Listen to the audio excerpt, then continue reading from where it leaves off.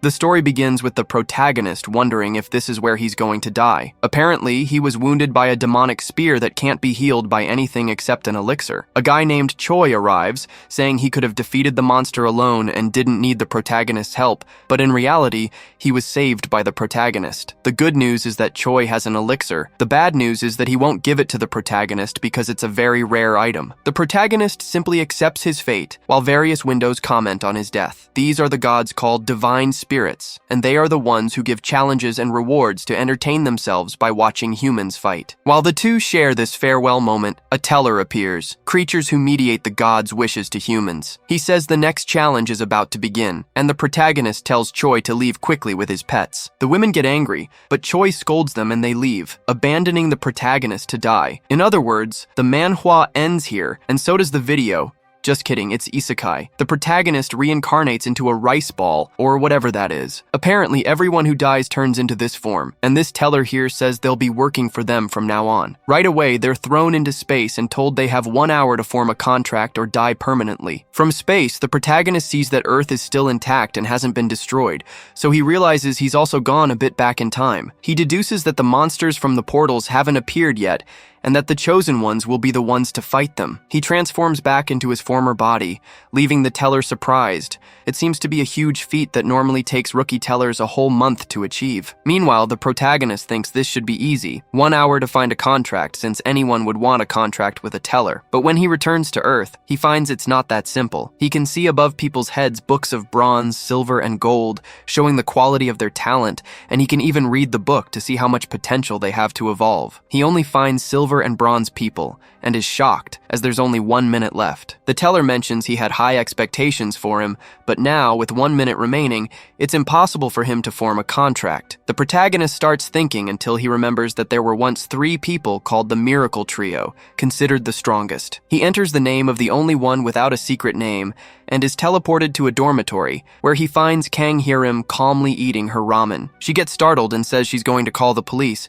but the protagonist doesn't even listen. The only thing he sees now is that great golden book she possesses. A man from Celestial Body NC finally finds Kang Hiram and introduces himself. Yoo-hyun gets straight to the point. He wants to sign a contract with her. Surprised, Hiram asks if he's serious, since everyone always told her that her skills were terrible, and because of that, she had already given up on being a collector. The MC realizes she has no idea about her real potential and explains that he's there exactly because of her hidden talent. Excited about the offer, she asks where to sign. Yoo-hyun hands her the contract and a pen, but time is running out. He's got only 15 seconds. He urges her to hurry as she signs. The tension builds. She finally finishes signing, but the clock hits 0 at that exact moment, and the story ends here.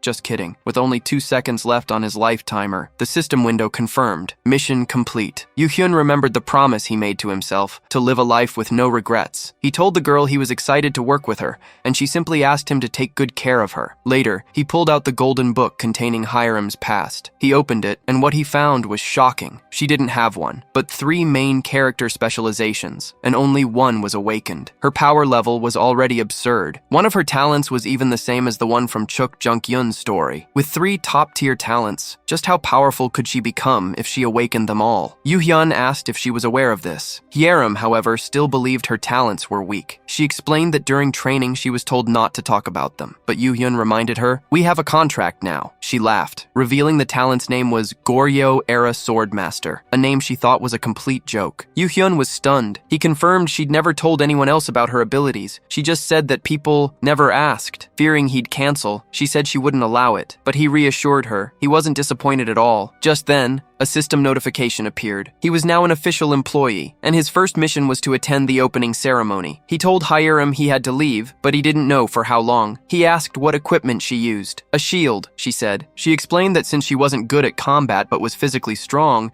she figured she could be a frontline defender. Her instructors had even made her use a spear, anything but a sword. This frustrated Yoo-hyun. He told her to listen carefully. "Trade that shield for a sword, and train, relentlessly. That's all?" she asked. "Yes," he replied. Only then will you understand your true power. He accepted the mission, and with a final instruction for her to train, he teleported away. Later, Hiram stood in a construction area, sword in hand. She was uncertain. Could she really learn just by swinging it? She'd never even held one before. She started with a few random swings, but then something clicked. Her movements became more precise, more fluid. A natural grace took over, something she couldn't explain. When Yu Hyun finally returned, more time had passed than he'd expected. He teleported to her location and was stunned by her progress. Her stance was solid. She was already performing complex movements, all without a single lesson. He smiled. No wonder she would one day be known as the Sword Empress. His sudden appearance startled her. "How long have you been there?" she yelled. He just said he didn't want to interrupt. She replied that she wasn't even training seriously yet. His next mission appeared on the system screen, his life's mission. He had to collect stories and build a library to earn a promotion. Hiram, unable to see the screen, asked what he was doing. "I'm going to build a library," he said. Surprised, she asked, "Isn't that the first thing a teller does?" He explained he had just started the job, but she didn't seem to believe him. He said he had nothing to gain by lying to her,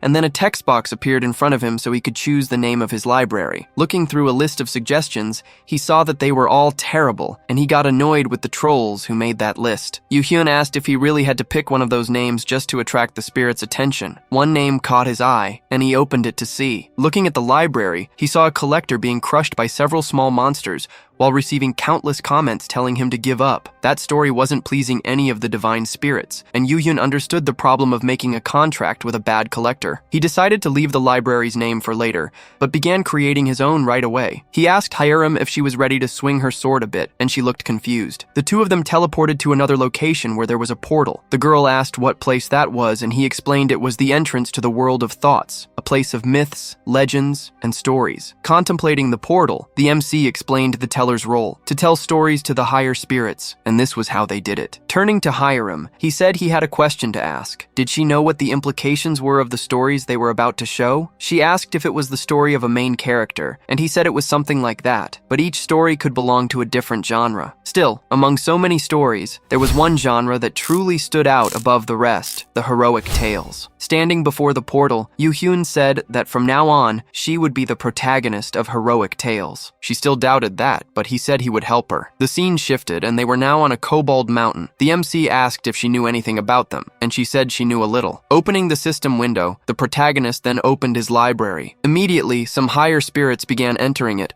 already interested in seeing what kinds of stories would be told there. He began speaking to them, introducing himself. Soon he realized they were the same ones who had been leaving negative comments in the other library. They started making negative remarks before the story had even begun, which made the MC realize they were there just to watch him fail. Taking a step back, the MC explained that he would go to the observation room to tell her story, so she'd have to fight alone. This scared the girl. Trying to calm her down, he said she'd do fine. She just had to swing the sword the same way she had before. The next instant, two monstrous feet appeared. Hiram was terrified and started screaming, but the MC told her she could do this. She just needed to believe in herself. Nervously, she said that even if he said that, she was still scared. Then the monster prepared to strike as she whimpered in fear. The kobold wasted no time and delivered its first blow, while Hiram managed to dodge clumsily by throwing herself to the ground. The kobold launched more attacks, and the girl started screaming for help because she was so frightened. She stumbled and fell backward, which ended up saving her from a horizontal strike that would have likely cut her in half. Negative comments from the spirits began to appear, saying they expected her to head straight to her coffin, leaving her completely frozen. Voices began to echo in her mind, and we saw a flashback where people mocked her skills and her raw strength. Laughter and scornful remarks came her way, saying she didn't even have the ability to make a contract with a teller. She began to cry in those memories, holding her shield as if it were some sort of protection against those bullies. At that moment, she was sitting in her room, staring at the shield on her bed, too depressed to even want to leave the house. Hiram started to wonder if she had what it took to keep going on this journey, or if she would run away, back to the present. She was still frozen on the ground, paralyzed by her memories. The sword slashed her arm, just to graze, drawing a bit of blood, but her motivation had changed. She didn't want to run anymore. If she ran again, she'd be a useless human being. Even in that state of poverty, she had to do something, because he had found her. That teller who appeared,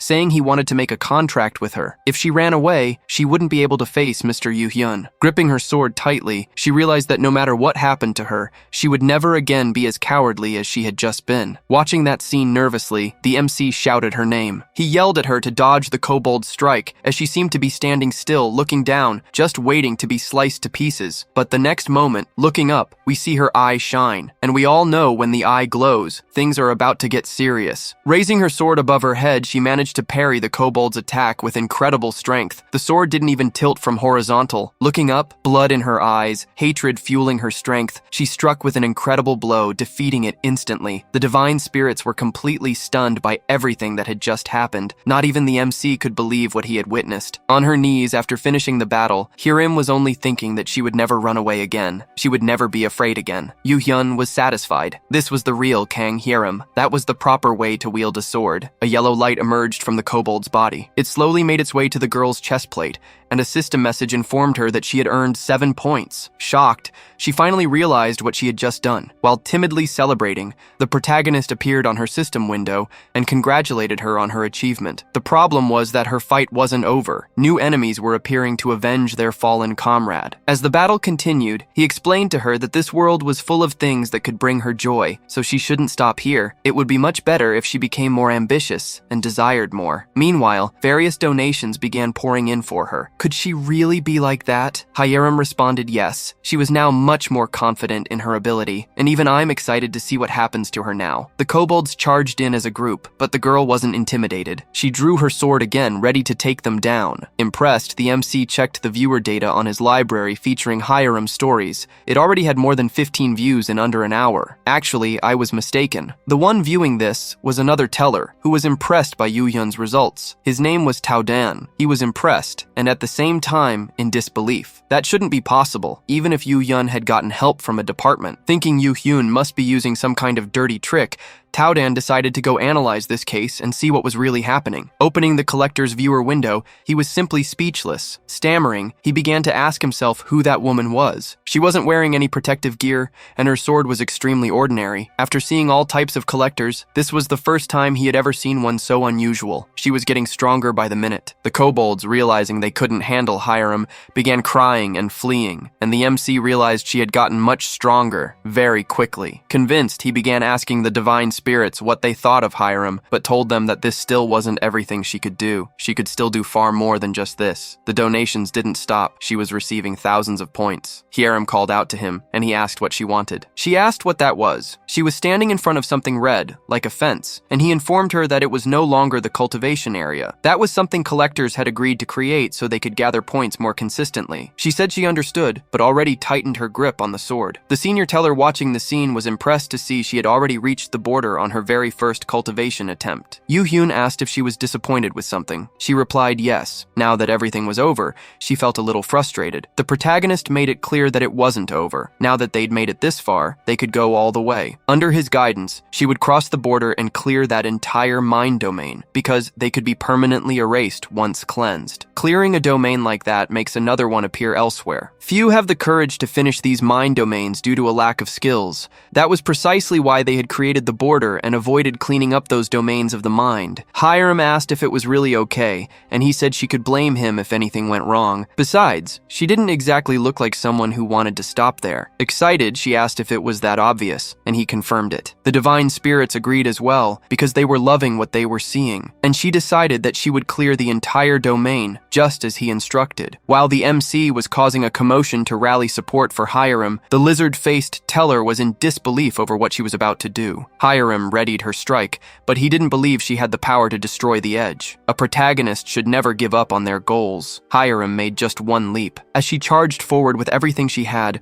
more donations came in for her, because that's what being a true heroine meant. The lizard teller was exasperated. Things were unfolding in a completely different way than usual. She had already reached 20 viewers. In the past, the story had been full of adventures, but the collectors had chosen the easier path, which made the divine spirits lose interest. Because of that, they decided to trigger an apocalypse just to try to get an interesting story. Yu-hyun knew how that world would end, which is why he was determined to create a future different from the one in his past life. That change wouldn't come from an outsider's intervention, but from humanity itself. These were the chronicles of the Sword Empress, and they had reached 25 viewers in that story. Appearing before her again, the MC congratulated her for reaching the deepest point of those minds. She was happy happy to see him, and everyone already knows. If she blushed, it's because she's in love. But all he noticed was that she wasn't afraid anymore. Saying they were almost there, he recommended she take a break, and she agreed, sitting down and admitting she was already getting tired. Yoo-hyun realized that despite her skills, her body still couldn't keep up. She needed to become more resilient. He asked what she thought about fighting with a sword, and she immediately replied that it was the best thing ever, and she should have started with it. No shit. Looking at her book, Yoo-hyun noticed it was glowing more than usual. Whatever she had achieved today must have changed something inside it. He didn't intend to check it now,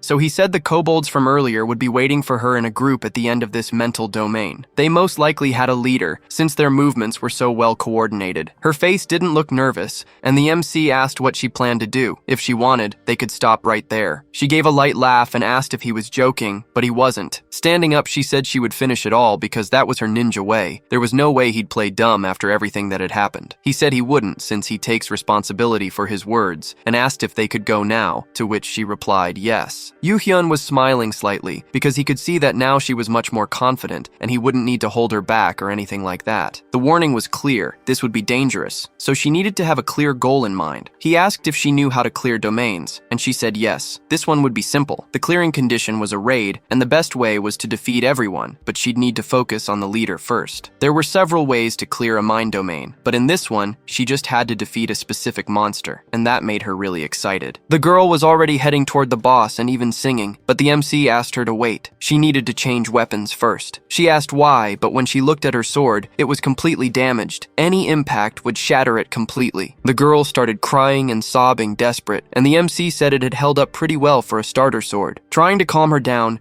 he opened the store window and said she had earned a lot of points along the way, and showed her the best options to choose from. She complained about the price of the swords. It was everything she'd earned so far, but there was no choice. She spent it all on one of them. The sword appeared by her side. It looked like a rapier, or maybe a katana. The curved blade left me unsure. Yoo-hyun praised the sword, but she was still crying over the loss of her points, and he said she could earn more now, so it was time to go. The kobolds were waiting for their arrival, the leader observing and waiting with his underlings. Hyerim arrived already saying it was their fault she had to change swords, since her first one had broken. Sweating in fear, the kobolds noticed Hyerim approaching. She was a real threat they had never faced before. Charging at the monsters, the girl shouted that she had to spend all her savings on a new sword because of them. With an extremely powerful strike to the ground, an explosion is created, throwing several monsters aside. Hyerim shouts that everyone there is already doomed, and starts dismembering many of them, while screaming about having wasted her points. The hatred was visible in her eyes, and she turned to attack the boss in a leap. It's amazing what losing money does to people's minds. Crying in despair, the kobold boss begins to scream, but it was already too late. With a single blow, Hyerim removes its head from the rest of its body, finishing that domain once and for all. The scene shifts to a cafe where the girl is eating a cake so delicious she couldn't even believe it actually existed. The MC asks if it was really that good while sipping his coffee, and she confirms that yes, she had never eaten anything so good in her life. Yoo-hyun thinks that was an exaggerated reaction, but it's understandable considering she spent her last few years living off cheap ramen. He says she can eat that every day if she wants, as long as she keeps earning as many points as today. She just has to be careful not to get fat. Changing the subject, she asks what he meant when he said he knew what that Goryeo-era talent of hers truly meant. Yoo-hyun asks if she knows someone named Chok Jung-young. She makes a face like she doesn't. We learn that Jung-young was an ordinary soldier, nothing more than a low-ranking public servant. However, one day, he climbed the castle walls, which were under control of the Urchin tribe, and simply wiped the place clean. He not only took out the enemies surrounding him on his own, but mercilessly defeated tens of thousands of them right there. A rumor spread that he had surpassed human limits, which earned him the nickname Sword Master of the Goryeo era. Hyerim is impressed by the story, but asks why she's never heard of him before. The MC replies that his friend's name was weird. She grows even more curious and asks what his name was,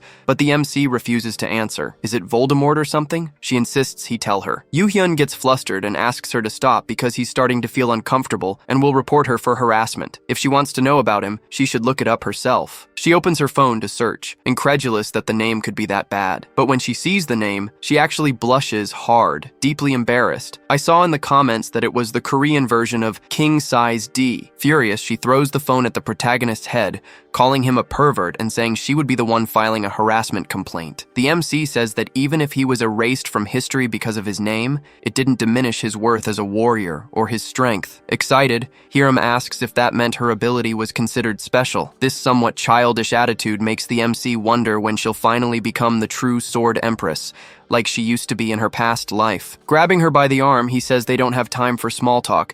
It was time to put their plans into action. She follows the MC, asking what he meant, and he says they need to work on her image, but she complains that she hadn't finished her cake. Hiram asks the MC if he really thought that was okay, and he says it was perfect in his opinion, and asks her to go over his instructions. Don't laugh stupidly, and be careful how you behave in front of the divine spirits. He nods and says it's time to go. The spirits begin to enter the room, and he can already see that there were more people than in the first story. Some spirits were astonished. Their reactions varied in every possible way, and that makes the MC curious. He finally understands why they were like that.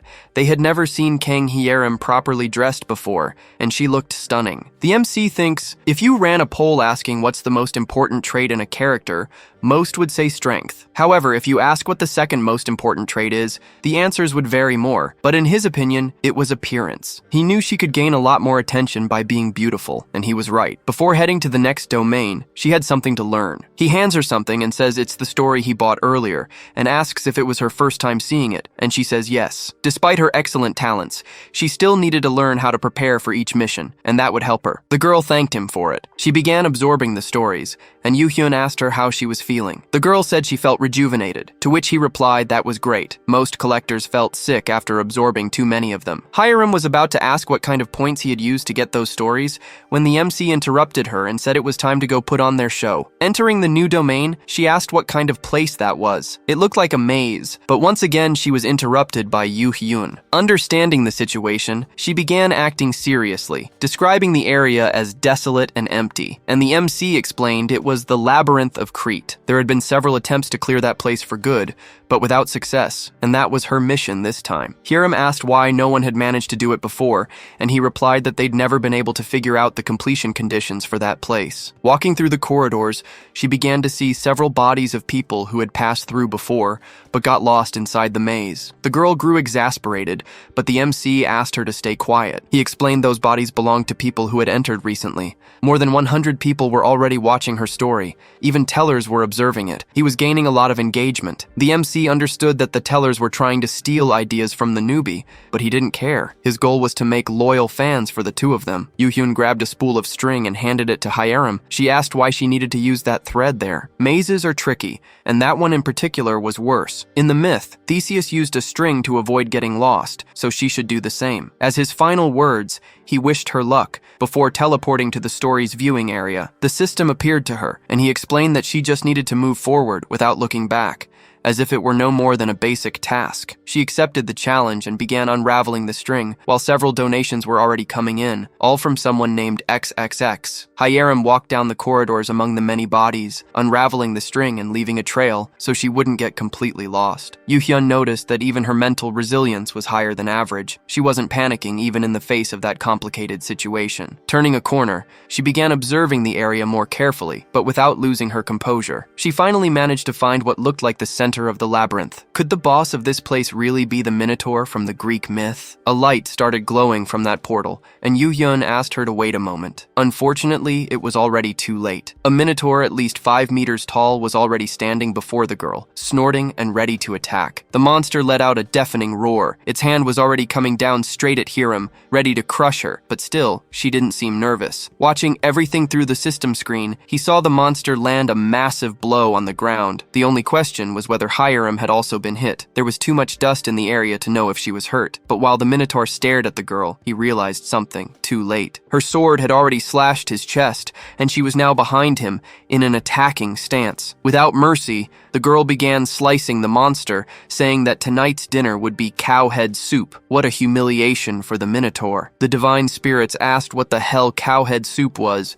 While the MC got irritated at her for using such cliched catchphrases, Yoo-hyun shouted to her that the Minotaur was way stronger than a kobold. Its skin was much thicker and tougher, so taking it down with a single strike would be far more difficult. She should use a hit-and-run strategy. Desperate, the MC kept shouting, but apparently she wasn't listening to his instructions. She didn't seem to have any intention of retreating. She dodged the monster's attacks with mastery, while it continued to bleed heavily. The monster fell to its knees, and Hiram landed on the ground right in front of it. Yoo-hyun stared at the screen, terrified. The girl's sword began glowing with a beautiful shade of green. Kang Hiram had learned to use the Aura Sword, Chi Sword, also known as the Aura Sword, a skill only those at the top can use, allowing them to imbue their weapons with Chi to wield them at maximum power. Most collectors don't have the ability to learn this technique on their own. They can only acquire it through stories. That monstrous girl had already fully developed it by herself. The protagonist had truly found a precious gem in her. Hiram prepares her strike, and the two monsters scream at each other while she charges in to slice the Minotaur in half, I think. The sword strikes vertically through the center of the monster's head, the one with horns, not the one in a dress. A massive explosion follows her attack. Her talent was simply unbelievable. Sliced cleanly in two, the monster lay several meters away from the girl, inside a crater formed by her Aura Sword technique. She gazes at her victory, still holding the sword in one hand. As she wipes away her sweat, we see that several donations had come in for her,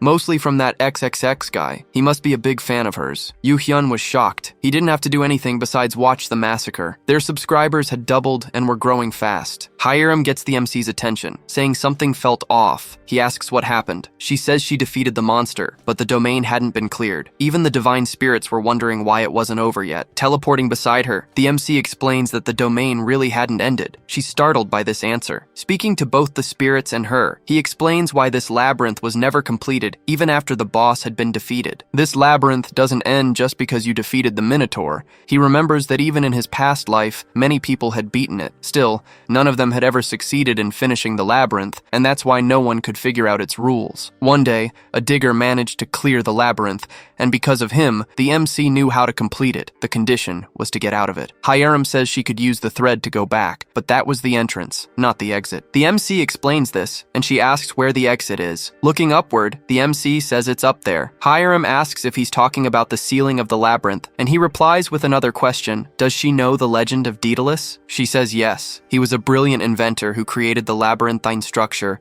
but someone managed to escape from it, which wasn't supposed to happen. The girl asks if he's talking about Theseus, and the MC says yes, because Daedalus taught him how to use the spool of thread. King Minos, in revenge, imprisoned Daedalus and his son inside that place, and even so, the inventor found a way to escape with Icarus. Showing Hiram a feather, the MC gives her a hint about how she could escape, and she gets really excited after figuring it out. There were many feathers scattered in that place, and she runs off to gather them. She returns with several in her hands, which gets the MC excited too. Tossing them in front of him, she says she thinks that amount should be enough. Immediately, the feathers begin to glow as they fall to the ground. In the next moment, a pair of wings appears on her back. She had received Icarus's wings, which allowed her to fly once a day, an extremely rare item. She was still stunned by all of it, but the MC brings her back to reality, reminding her to use the wings to get out of there. Before leaving the labyrinth, Hiram says she was really lucky. Countless donations come in for her, along with congratulations for doing everything alone. Back at her home, she asks him what he thinks of her now, because her self-esteem was sky high. The MC compliments her, but she wants more. The girl celebrates the victory and keeps asking if she looked beautiful now, but the MC tells her to stop because he didn't seem interested in that. Hiram doesn't give up and says he can't pretend he wasn't affected by her beauty. Not even the divine spirits could resist. That makes him nervous. The MC yells that if she doesn't stop, he's going to hit her, and the girl starts crying, saying he's mean. Dropping the silly conversation, he asks if she's gone to the association yet. She says not yet. Why was he asking? He says it's time to upgrade her class. She needs to move on to higher classes if she wants to earn more money. She quickly gets excited. Flying out the window, she shouts that she'll take care of it immediately, but the MC tells her not to waste her daily flight on something so trivial. He goes along so they won't take advantage of her at the association. Upon arriving, no one seems to recognize her as a collector. Everyone who saw her was impressed by her aura. She no longer seemed like an average collector, but rather someone above everyone else. She walked confidently through the place alongside the MC, and people also thought she was very beautiful. Yoo-hyun warned her not to even think about using her wings in that place, and with a guilty look, she said she'd never thought of doing such a thing. At the counter, An attendant began talking to them, asking how he could help, and the MC noticed he was being overwhelmed by her aura. The MC replied they were there to claim the rewards for clearing a mental domain, while Hiram was just thinking about what she'd have for dinner tonight. Whispers could be heard all around. People were in disbelief that someone could have completed a mental domain, even after all the rumors. They were angry about the domain shutdowns and wished for the fall of the MC and Hiram because of their supposed selfishness, though they had no idea who they were dealing with. Curious, the attendant asked if there was anyone else with them in that domain, and Yoo-hyun replied no, she had cleared it all on her own. Many there didn't believe it and even shouted that they were lying, but the attendant asked what her class was. Yoo-hyun replied she was class 9. Nervous, the attendant asked them to wait a moment while he contacted the person in charge, and they went to the waiting room. The whispers continued. No one believed a single person, especially someone of class 9, could finish a mental domain. He looked at her, concerned, but felt reassured when he saw she didn't seem to care much about it. A giant of a man, at least 2 meters tall and over 200 pounds of pure muscle, called the MC and Hiram scammers and liars. Bending down to get a better look at the girl, he began belittling her, as if she could never have cleared a domain alone, and tried to intimidate her. Hiram just watched him, expressionless, not even interested in responding to this guy. That made the musclehead even angrier, thinking a mere class 9 was ignoring him, so he tried to provoke her further to see if she'd react. No reaction came from the girl, who continued watching him without giving any attention. The provocation backfired, and the man began shouting at her for ignoring him, and the MC said she didn't want to talk to him. He turned his attention to the MC and asked who the hell he thought he was, just a manager, but Yoo-hyun said he preferred to be called her colleague. Even more irritated, the man shifted his target to the MC and told him to leave if he didn't want to get beaten up, but the MC remained impassive. With a sarcastic smile, the MC asked what would happen if he didn't leave. Fully snapping, the big guy launched an attack and tried to punch the MC square in the face, but he warned him to be careful with Hiram. The man didn't listen and charged at the protagonist. At that moment, his gigantic arm was grabbed by one much thinner, yet stronger. Turning his attention to Hiram,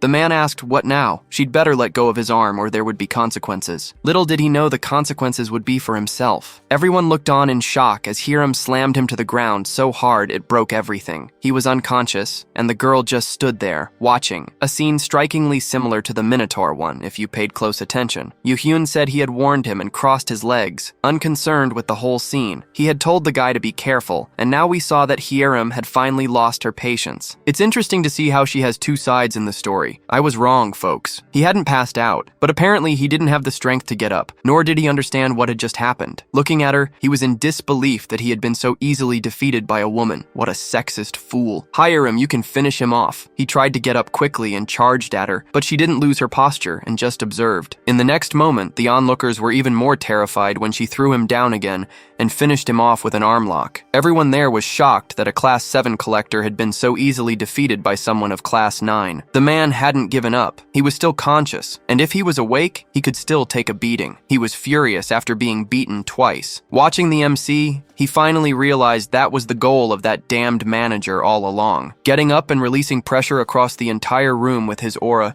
he began screaming and cursing at the MC. And finally, Hiram reacted differently. Yoo-hyun also realizes that those were aerial martial arts and becomes alarmed. He wasn't as weak as they thought. The floor of the association starts to give way even more, which leaves the other regular people in despair, begging them to stop. He ignores them and starts yelling even louder at the protagonist, threatening to cancel his subscription to life. Hiram responds in kind, stepping harder on his back and pinning him completely to the ground, leaving him confused, unsure how it happened. Yoo-hyun notices that she had mastered another technique on her own, the heavy body technique. She was doing better than he expected when he chose her. Suddenly, she starts blushing for some unknown reason, and even the MC is confused by it. We see that people are impressed with her technique and strength, and how she managed to subdue a Class 7 collector without much effort. Someone starts shouting, asking what they were doing there, and two men in suits approach to try and break up the fight. The MC notices the men took a while to intervene, which meant they had acted under someone's orders not to go in immediately. Another man appears,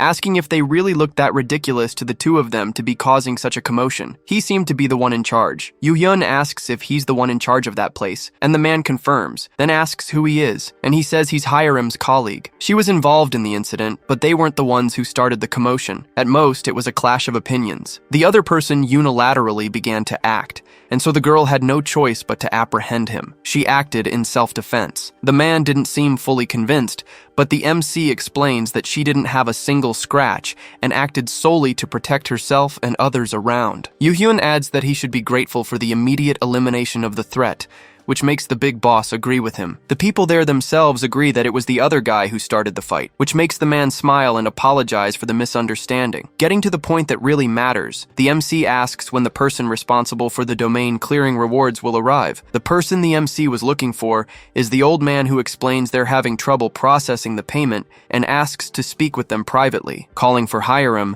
they head to the old man's office while people are still praising her strength for defeating the Class 7. Yoo-hyun realizes that her first public appearance was excellent for her image, but what really mattered was just about to begin. The MC's goal was to extract everything he could from the association. Looking through the old man's book, he knows that his potential wasn't as great as Hiram's, but he wasn't someone to be underestimated either. At the time of the fight, he wanted to pressure both of them, but when he saw the situation would turn against him, he decided to change his attitude. Opening the door to his office, he invites them in. The MC is already aware that the old man had a lot of experience and couldn't afford to slip up. The old man introduces himself as Choi Jungmo. He says that, however trivial, he is the one responsible for that place. The MC introduces himself and Hiram. He says he heard the two of them had cleared the 2 mind domains, but the MC corrects him, saying Hiram did it alone, which leaves the old man in disbelief. Yoo-hyun says that everyone thought the same. It was unbelievable, but she demonstrated her abilities right there, so that was proof enough. The old man agrees, but he wants to know exactly what the two of them want from the association. Speaking seriously, the MC says that all they want is what is rightfully theirs for clearing the domain. Was the association planning not to reward them for completing the mind domains? The old man's expression changes at that moment. Smiling, he explains that the decision to give out rewards lies solely with him, but the MC knows there's more he wanted from bringing them there. Yoo-hyun says he'll be honest. He already had a feeling the association wouldn't want to reward them,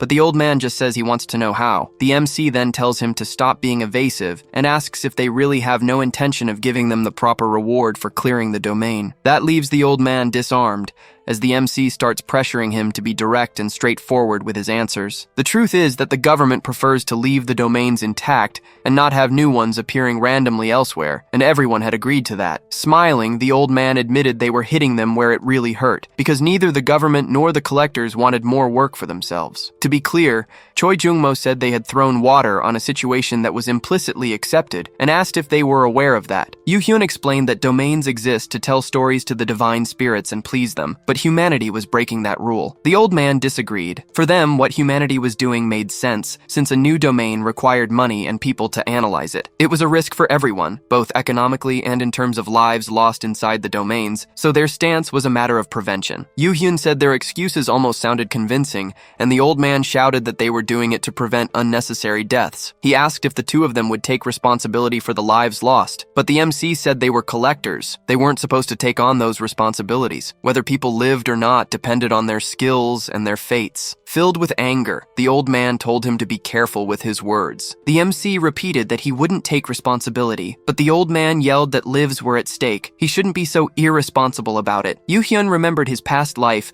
and what that decision by the association had led to on Earth. Many more had died because of it. The MC said that having deaths in new domains was truly a tragedy, but maintaining the status quo wouldn't solve the real problem. Collectors were rotten nowadays, acting like cowards for the sake of their own safety, avoiding any real challenges. The old man asked if he thought he was any different. He confirmed that he did. They didn't hide, they didn't stop others, so they were better, and that's why they acted to shut down the domains. Choi Jungmo asked if he believed they should be rewarded for that. Meanwhile, Hiram hadn't spoken a single word up to that point. The old man said it didn't matter what he said. That's how society and the system worked, and that wasn't going to change. Did he understand that? Smiling, the MC asked if he wasn't afraid of the consequences of choosing that path, but the old man replied they were just two people. Brushing that off, he said that in the old man's view, it might seem like that, but what if others decided to act as well? What others? Asked Choi. Immediately, the old man's face turned pale. Before him, several windows from the higher spirits appeared. The divine spirits were extremely dissatisfied with all of it. While he was still startled by seeing the comment screens of the spirits, the MC took the opportunity to introduce himself properly. He was Kang Yoo-hyun, a storyteller from Celestial Body Inc., The MC was live, and everyone was watching at that very moment. Choi Jungmo had thought he was just dealing with some business manager of a collector, yet he carried himself with such humble behavior. His way of taking care of his collector and his skillful handling of the negotiation was different from common tellers who didn't care about humans. The old man was in despair, trying to figure out when exactly he had planned all of this, but in fact, that wasn't the right assumption he should have been making. The man in front of him was acting as if he had anticipated the entire situation from the very beginning. Given the situation, there were no excuses they could make to turn the game in their favor. Sweat dripped onto the table next to the old man. If the image of the association were to be tarnished and bad rumors started spreading, that could be problematic for the entire organization. Desperate, the old man still thought he needed to find a way to escape this situation, and it had to be a masterful one. He tried to come up with a way out. It couldn't be that this was truly checkmate. Looking at the MC, he realized the boy looked quite calm with everything going on. Finally, the old man came to the realization that he was nothing more than a pawn in his hands. He had been defeated long ago. Trembling, he tried to rise from the couch, but his legs wouldn't respond to his command, and he sat back down again. Yoo-hyun was smiling cheerfully, and Hyerim looked at him, though she still hadn't said a single word. The MC said he was happy to see that the old man still had good instincts. At that point, he had already won completely. Even after all that, the MC thought the old man could have been even more reckless, giving him more room to gain further advantages, but it hadn't happened. If he had refused to back down and fallen into disgrace because of it, the MC could have gotten much more out of him, but he was smart. The old man, who probably gained 30% more white hairs just from the last few minutes of conversation, asked what the two of them wanted. Yoo-hyun says he already made his point clear, and the old man finally agrees to reward them for clearing the domain, which makes the MC very happy. Satisfied with how the negotiations turned out, the MC asks what his viewers thought about all this, and they appreciate the negotiation. Some still think they should destroy the old man and the association, but it was a minority who just had a different opinion from the rest. Either way, he had no intention of making any of his fans unhappy with his stories, since he wanted the best outcome for himself. Even so, he receives countless donations. Even if it wasn't a heroic tale, it still brought good rewards. Standing up alongside Hyerim, he says he hopes the old man deposits the money into their account by the end of the day, and the old man assures him he will. There was still one more thing, and when he says that, Choi Jungmo gets startled, asking what it was. Seeing the old man's tension, he reassures him by saying he just wants him to find someone for him. The old man asks who. He wants to know if there's someone named Choi Do-yoon among the collectors, but he says he's never heard that name before. Was he really a collector? The MC says maybe yes, maybe no. He doesn't know the details yet, but he should be about 18 or 19 years old currently, and he gives a detailed description. Either way, he'd appreciate it if the old man could investigate the boy, since he'd like to have some information about him. The old man asks if he knows anything else about the boy, and the MC says he's extremely arrogant, which leaves Choi confused. The day was still bright, and we see that Hyerim was finally breathing again. She thought she was going to die from how nervous she felt. The MC praises her for keeping her posture the entire time, and she says she was scared of messing something up, but it was exhausting. Yoo-hyun says she needs to get used to this because they'll be doing it often, and she asks if she can't just go back to doing what she usually does. She just wanted to stay away from these meetings and eat cake freely, but the MC says she never can. Explaining, he says that lots of people were talking about her today. She was very charming in there, so she was gaining a lot of fame. Everyone was admiring her, most likely because she was so beautiful and impressive, just like she showed at the association. That makes her blush. He continues by saying that in the future, she'll be able to enjoy all the fame and money that'll come from what happened today. That makes her happy, excited about all of it. She wants to go out to reward him with something, but he holds her by the shoulder and says there are still things to do. She asks what it is, but before he can respond, something catches his attention. Hyerim asks what's wrong, and he says something urgent came up and he'll need to step out for a moment. She's confused, but without explaining much, he opens the system window and uses his Genesis system teleport, saying he'll be right back. She's left alone while the MC is teleported to a very high point in the city. Someone appears behind him, and Yoo-hyun asks who he is, but the man doesn't respond. Looking back, the MC says he asked who he was, but all the man says is that he's a very rude brat. The man doesn't seem to think much of the MC, but says someone wanted to meet him and asks if he's the new recruit. He had come there personally to give him the honor of joining their pentagram division. Without beating around the bush, the MC asks again who the man is, and he introduces himself as Jin Pung, his senior. Yoo-hyun asks what he wants with him, and that makes Jin Pung angry, saying he's way too arrogant for a mere rookie. The MC says he has a name, and it's Kang Yu-hyun, which shocks the man. What do you mean he already had a name? It took him 3 weeks to get his, and this kid already has his just after joining the company? Pretending to be superior, he says the MC's name doesn't matter. He was there to invite him to the division, but Yu-hyun immediately refuses. Furious, Jinpung asks what he just said, and the boy repeats himself. He didn't want to join the association. Hadn't he understood that yet? He tries to use his authority over the MC, but the MC doesn't back down and says it's no use trying to pull rank on him. That leaves Jinpung confused. Yu-hyun asks if he thought the MC was already part of some division and tells him he doesn't belong to any, at least, not yet. The man was still furious at his insolence, but the MC didn't let him finish talking and put him in his place, because he was a nobody. To be a senior, he would need to have a good track record, and that wasn't the case with Jinpung. He wondered how the MC knew that, but the MC didn't say. Yu-hyun added that he was there just to try and intimidate him in the end, but apparently that didn't work, quite the opposite. Wrapping it up, the MC told him to return to his division and make it clear that he would never join the same division as him. Tell that to his teller too. If someone wanted him in that division, they should at least send someone with discernment, or come ask him personally. The man trembled with nervousness at the MC's boldness and stuttered, but the boy simply told him to leave. He teleported away, but not before making a veiled threat against the protagonist. Back where Hyerim was, he just remarked that everyone there was a bunch of weirdos. She saw he returned quickly and asked what the issue was that he had to resolve, but he didn't say what happened and changed the subject. Now it was time to finally get her a real manager, the MC and Hyerim standing in front of a building called Daisik Management,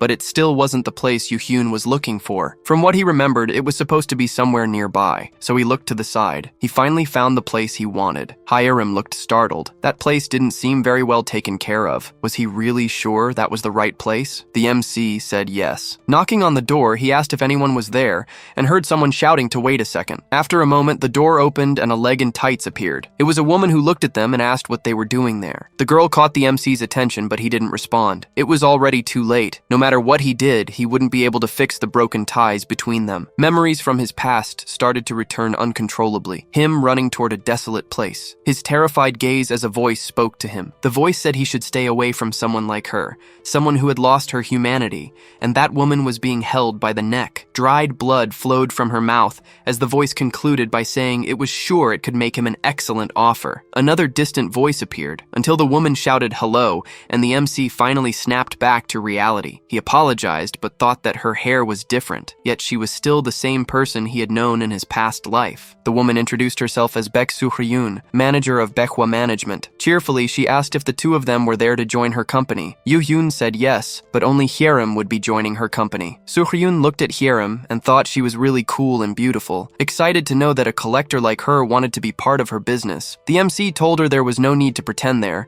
and she immediately dropped the act, saying it was a relief. It was like a brick had hit Suryun's head when she realized the collector she thought was so cool wasn't that cool at all, just a silly girl. Looking at the MC, she said she could see Hyerim was a collector, but what about him? The MC asked if she wanted to guess. She started thinking and said if he were a collector, he wouldn't have come with her to find a manager, but he didn't seem to belong to a clan either. Guessing, she asked if he was a teller, and that impressed Yu-hyun. Not even the old man had guessed it on the first try. Seeing the MC's expression, she tried to explain, saying that tellers have a different aura from humans despite the similar appearance. Baek Soo-hyun, at that moment, she was just a small CEO of a collector management company, but when the end begins, that will change. During the apocalyptic events of his past life, she used her flawless decision-making to lead many people. She said she was sorry if she was wrong, but he said she was right, and she got excited about having a collector and a teller in her company. The two already began forming bonds, and Suryun asked how the two of them met. While Hyerim told the story of their first meeting, the MC watched the girl with what seemed to be a loving gaze. Interrupting the conversation,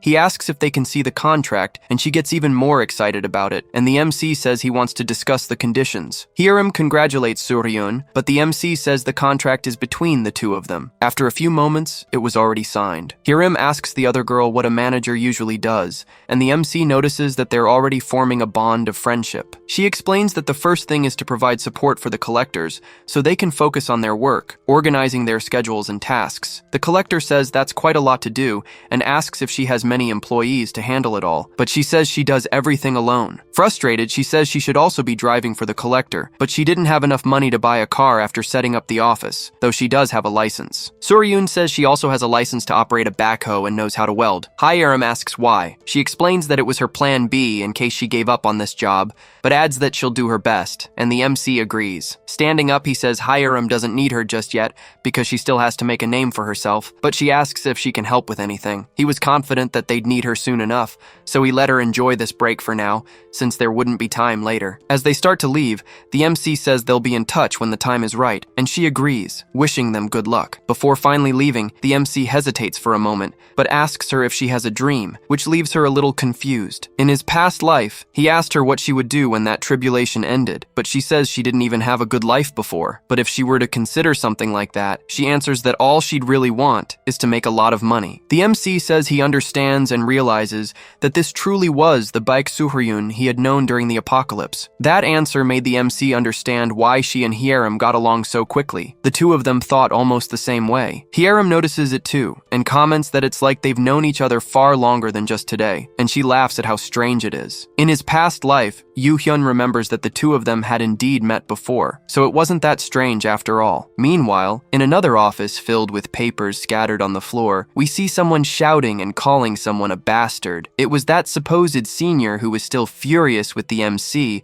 and says he'll make sure to teach that arrogant brat a lesson. Looking at his system screen, he remembers that Yoo-hyun was protected by the Genesis system, but there had to be a way to deal with him. After thinking for a bit, he has an idea and realizes there is indeed a way to get him. A week passes, and we see some people at a location having a conversation. It looks like the Collector Association. Hyerim and the MC were arriving, and people notice it's them and start whispering that she had already cleared 4 domains. They were getting ready for another domain, and several people seem to be going together. She asks if it was that dangerous, and it was. This domain in particular was different from the usual. One could only enter once every 3 months, and if you fail, you can't go in again. She asks if there was a reason he chose such a dangerous domain, and the MC asks if she didn't join this business to succeed. She confirms that she did, and he says the two of them share the same goal, even if they walk different paths. He also aimed for a high position. Regardless of what their reasons are, they are valid for them, and that's what matters, because they shouldn't have mediocre reasons holding them back. If she really wants something, she should pursue it, even if her bones break and her flesh bleeds. Does she have the confidence to do that? Before Hyerim can answer,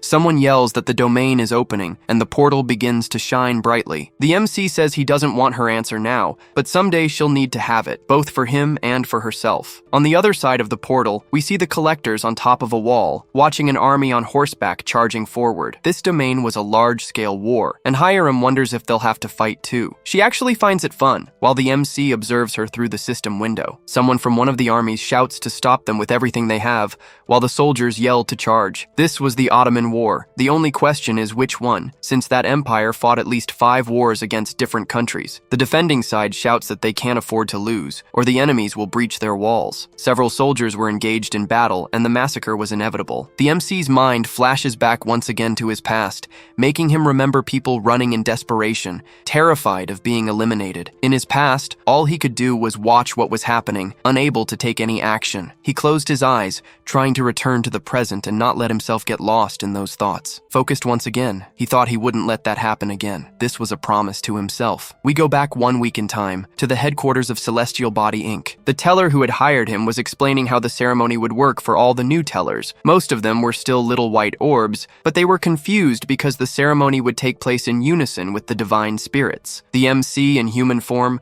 listened carefully to the instructions from the deer-headed teller, who said they wouldn't actually meet the spirits. They were already in a large hall filled with food, while many of the small orb tellers enjoyed the feast. Yoo-hyun stood in a corner, motionless and observing, with only a glass of wine in his hand. He was still curious how he had managed to enter that company. It was one of the 3 largest teller organizations in the universe. It was surprising that he was there that day. Looking out the window, one could see a gigantic island floating in space. like a metropolis. Someone asked the MC what he was doing there, so Yu Hyun looked down. A horned orb teller asked why he wasn't enjoying the party like the other newcomers, but the MC was more interested in his horns. Yu Hyun replied that he wasn't interested, which irritated the other teller, who told him not to act like he was better than everyone else. The MC tried to say he didn't think he was better than anyone, but the orb interrupted and said he would surpass him soon. Then he left. He found the horned orb interesting, but then another group entered the hall and several different figures appeared together. They were from another department of Celestial Body Inc. and were there to meet the newcomers. They could continue enjoying the party. Hidden from them, the MC realized that they were actually there to assess the new recruits' performance in their first missions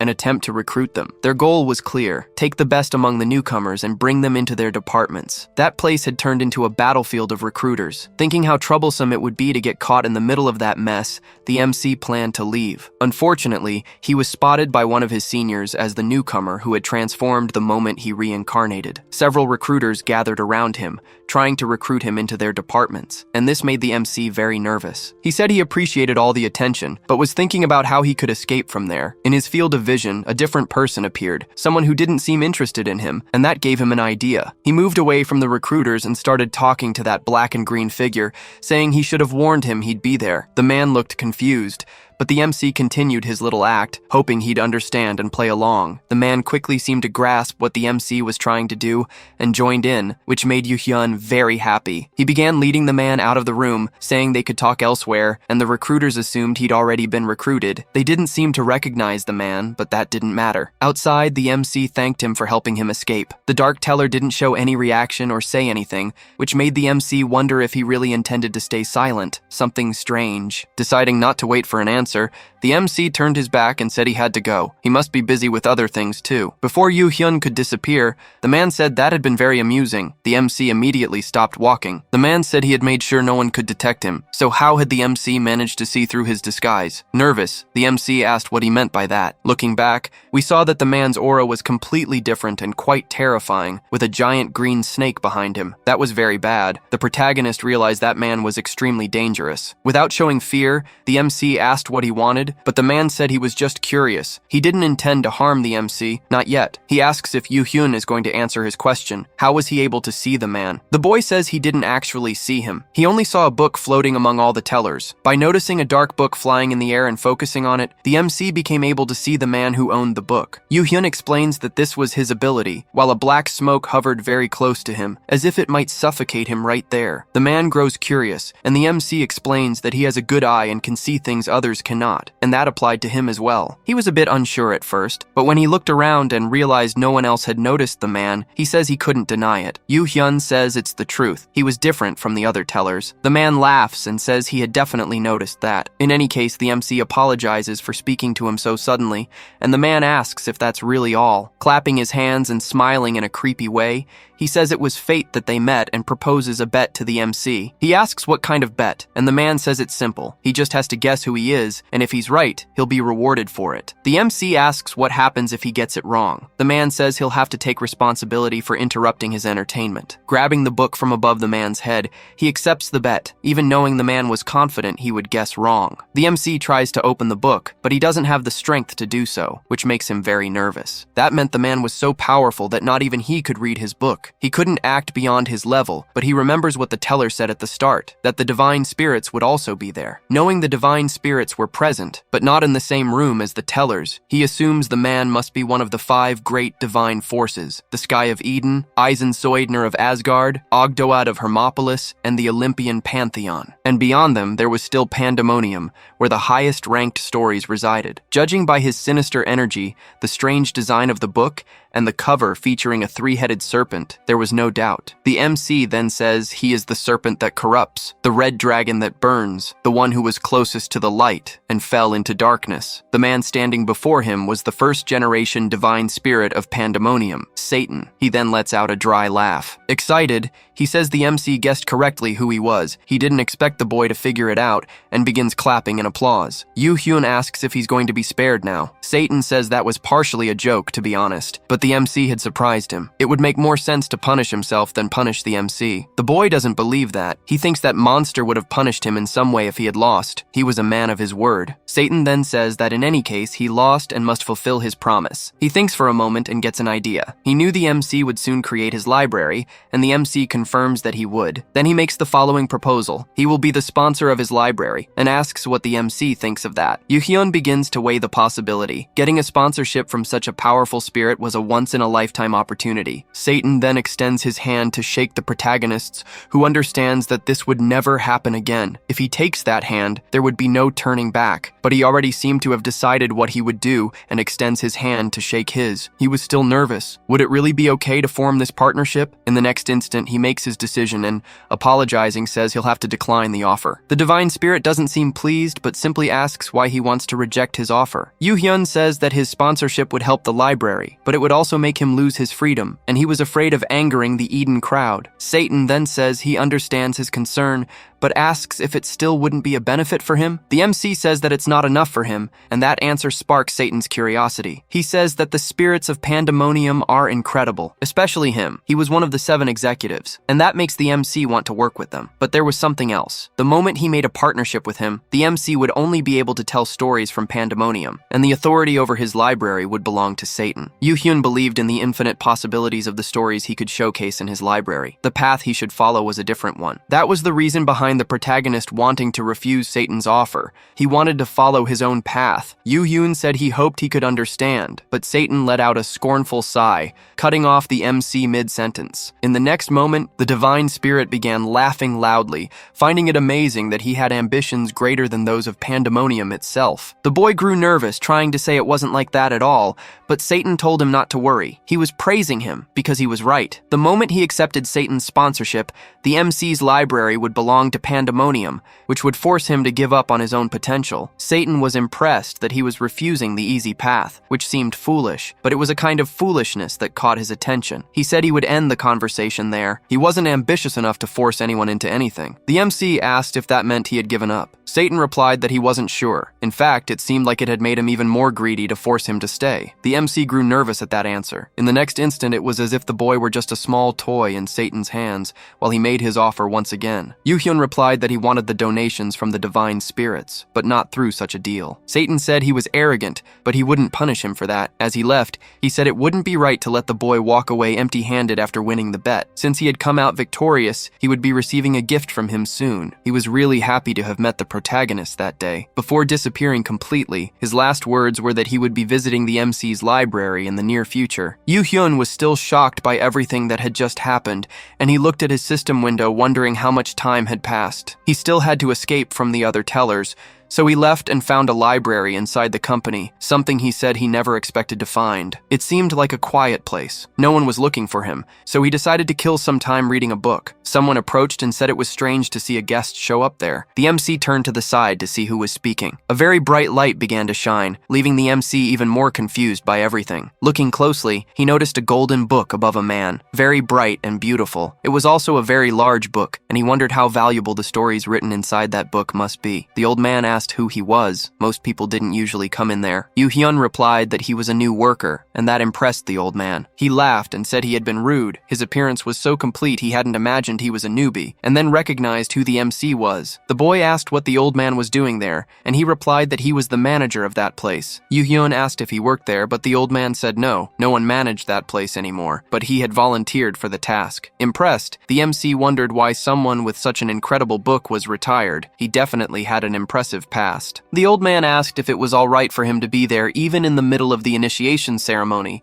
and the MC said he had been harassed, so he ran away. He started laughing and said that the same had happened to him in his youth, and that must mean the MC didn't belong to any department yet. Yu-hyun confirmed and said he planned to keep it that way. The old man then asked if choosing such a difficult path wasn't scary. The boy replied that he'd be lying if he said he wasn't afraid, but he still had a goal, which piqued the old man's interest. He said the MC also had an yearning. The MC MC was confused, and the old man began to explain. Tellers aren't biologically born, but created with some level of abilities. However, they are blank slates when it comes to their desires. Most simply follow what the system and the company tell them to do. That was a fundamentally wrong path because it meant just following the herd. Unfortunately, most tellers lack that yearning. A teller who isn't swayed by others' words like Yu Yun was extremely rare. The old man then decides to show something fun to the MC and asks him to follow. Yu Hyun is astonished by what he sees. They were in a corridor that stored all the stories that had truly influenced the mixed world. That was none other than the Hall of Fame of Celestial Body Inc. In all those stories lay the lives of all people. It was incredible to see. The protagonist was having the time of his life there. Unfortunately,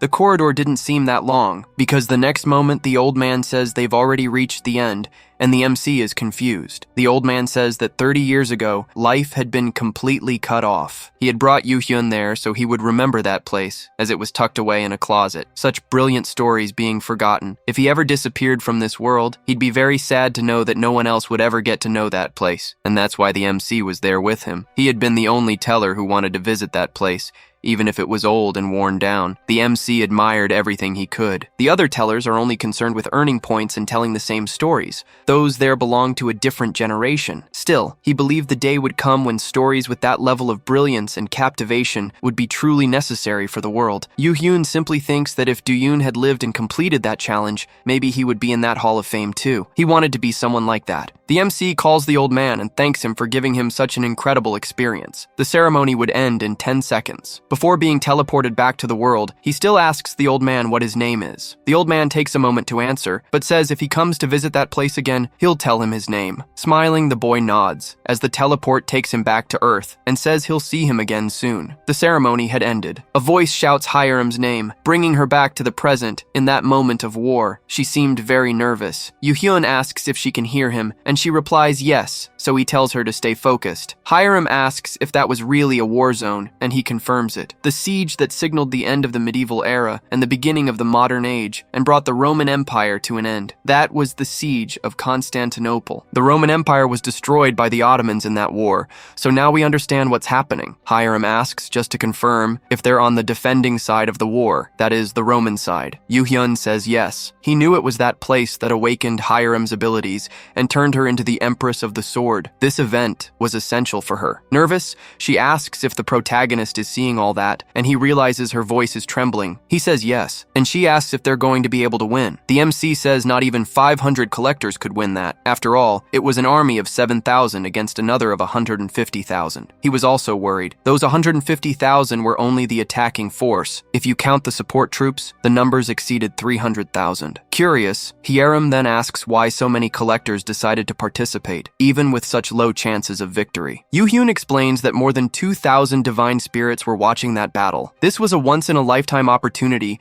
to show the spirits the potential of collectors they didn't yet know, and possibly make them fans. It was practically guaranteed that spirits from other libraries were also watching the event. That makes Hiram feel relieved and excited. Everyone was there to promote their libraries, so if they couldn't show their potential, they could lose their viewers. It was understandable to think that the two of them were just there to show off to the spirits, but the real goal was also to clear that domain. In his past life, the MC remembers that she hadn't been able to clear that domain either. He knew it was dangerous and says they'll just try. The MC's intention was to see if the current Hiram could clear that domain, as she was already stronger than the past Sword Empress. If there was even a small chance of clearing that place, then the attempt would be worth it. A couple approaches Hiram, asking if she was planning to act alone in that domain. The guy looks a lot like Archer version Shiru Emiya, and the girl resembles Nicole from ZZ's. They suggest teaming up with Hiram. Turning to the side without answering, the boy asks if she's just going to ignore them. Nicole from Temu says to just leave her alone, claiming she had become too arrogant after clearing a few domains on her own. Hiram's thoughts were clear. She knew they probably just wanted to take advantage of her,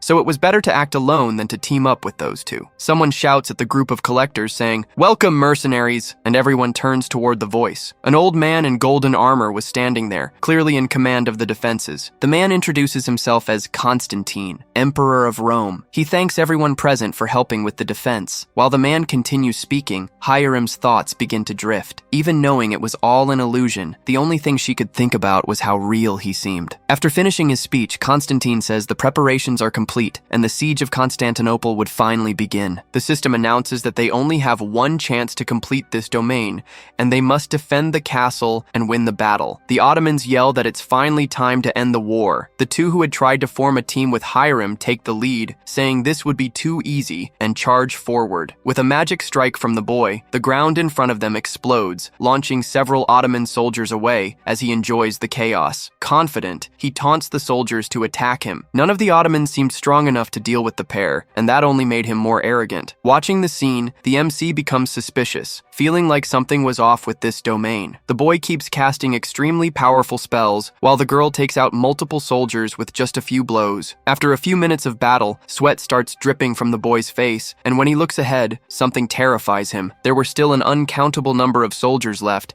and the endless waves leave him in shock. The other collectors are already out of energy, and the divine spirits are losing interest in watching the battle. This throws the collectors into despair. Yu-Hyun notices that they're tired because they used everything they had right at the start of the defense. On the other hand, he sees that Hiram is still fighting with ease, defeating countless soldiers. She was still holding up well. Curious, the MC decides to check on the other libraries. When he enters the teller's room, he sees many of them in a panic. One of them even complains about how useless their collector is, especially because he ignored their advice not to burn all his resources at the start. The divine spirits begin to leave negative comments, pushing the tellers into even greater despair. Seeing that the Sword Empress was still doing great in battle, viewers from other libraries start migrating to the MC's library. Several spirits join his library, and the number of viewers reaches an impressive 512. One of the tellers sees the MC working on his story and gets annoyed, thinking he's acting arrogant just because he's been doing well lately. The teller starts yelling at their exhausted collector,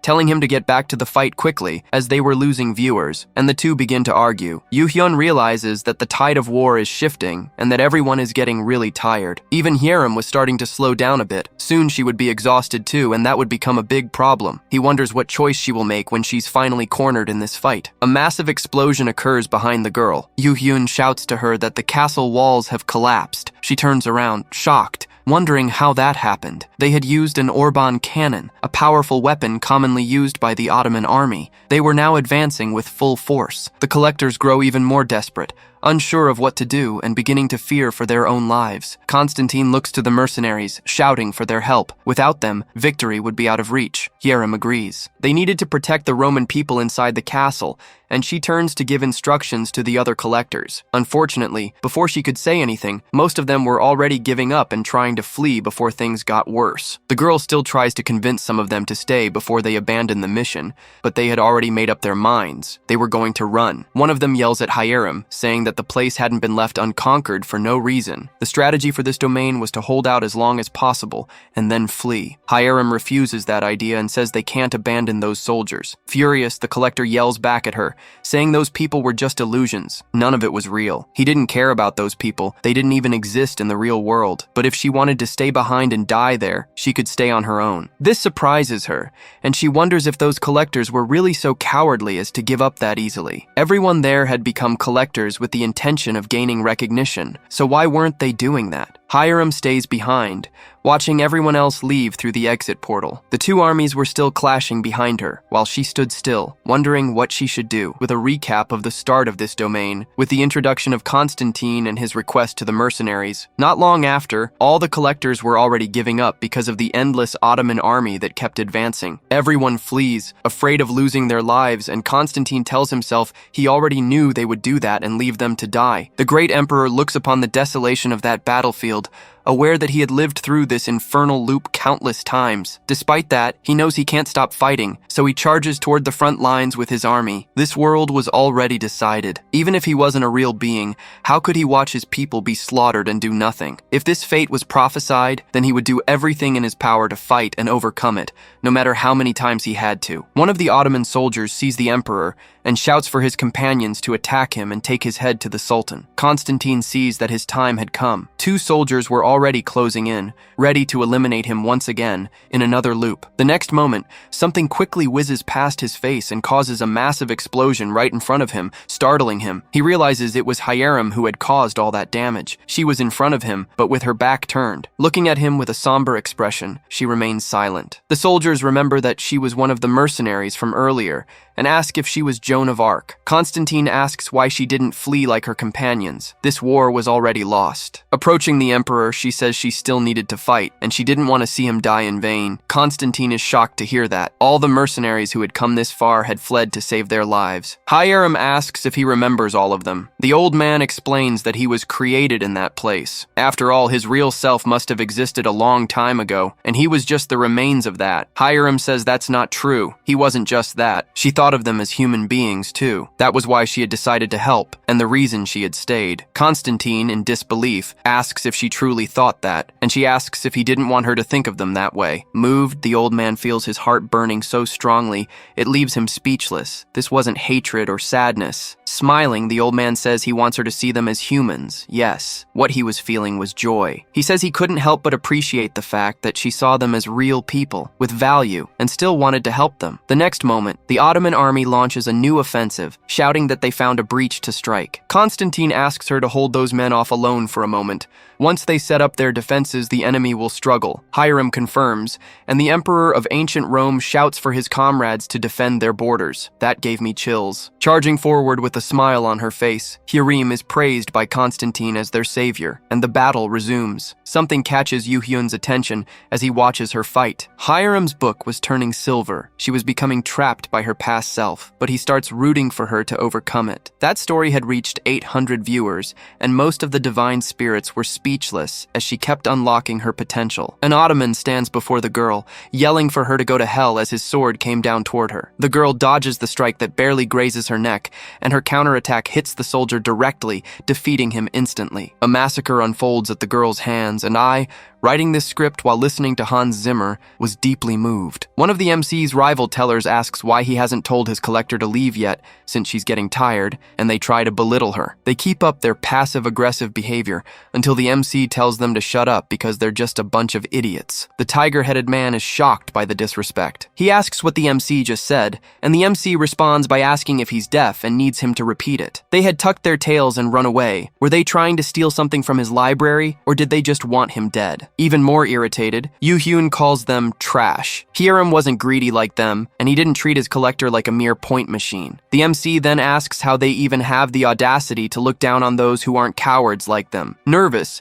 the tiger-headed man can't respond to the MC, and he just tells the teller to stay quiet and know his place. Despite that bold posture, it was obvious that Yoo-hyun was nervous, while Hiram continued fighting relentlessly until the final line of defense fell. Desperate, the Roman soldiers scream that their last line of defense has collapsed. They no longer knew what to do. Hiram appears right in front of them, with incredible speed, placing herself as an impenetrable wall. The soldiers looked at her like she was their saint. She was determined and thought she needed to stop that army, even if it was just one of them. A question begins to form in her mind. Why doesn't she give up? Why doesn't she stop? If she was going to die if she lost, shouldn't she run away? She didn't know how to answer that. But even without an answer, she had the feeling that if she gave up and ran away, she would lose something very important to her. An arrow hits her square in the chest, sending blood splattering across her body, already soaked in enemy blood. The Romans scream in desperation, charging against the Ottomans. They were enraged because someone managed to strike Hiram, who had fallen to her knees, trying to recover. The defense force, apparently, had gained a new motivation, and the Ottomans launched a united attack. One of the Romans falls to the ground, eyes wide open, but already lifeless, right in front of Hiram. She begins to panic and starts to think that she actually believed they could win this. Desperate, she reflects on how proud she felt for staying behind when everyone else ran. But everything had gone wrong. Tears stream down her face, and Hiram asks herself what she should do. This attitude frustrates the divine spirits greatly. Conflicted opinions start popping up in the comments. Some say she was brave for holding on this long, while others criticize her for giving up. The number of criticisms is still low compared to others, but it makes the MC extremely nervous. He considers blocking the spirits who are criticizing, but begins to hesitate. If he doesn't do something, his library might suffer. Still unsure, he also wonders what he should do, as several comments start flooding the live stream. He looks up, curious. Something strange had happened. All the divine spirits suddenly went silent. Looking to the side, he wonders what happened to make them go quiet, and then he sees the broadcast. Yoo-hyun is shocked. That smiling gaze from the deepest abyss had just entered the library, and the MC knows exactly who it is. Satan. Satan asks why the library's atmosphere had suddenly gotten so tense. Yoo-hyun replies that everyone got nervous when he walked in. The MC's courage shocks the divine spirits, but he goes on and says that Satan is late, but that things were getting interesting. Confident again, the MC says things are about to get even more interesting from now on. Satan donates 1,000 points and says he hopes this will truly entertain him. In the next moment, the MC is teleported into the domain. He is taken directly in front of Hiram, who is on her knees, clutching her sword. Yoo-hyun says it's over. Tired, she forces herself to look up and meet the MC's eyes. He tells her she can give up now, otherwise she might die here. Praising her, he says she gave it her all, but there were things completely out of her control. She agrees, even with a faint voice. There were indeed things that were impossible. The MC then asks if she's going to give up, but she immediately yells no. Frustrated, she says she knows she's being stubborn. She knew there were things that were impossible for her right now. Crying, she asks why he was saying something so cruel. She just couldn't give up. Everyone had already told her she was hopeless,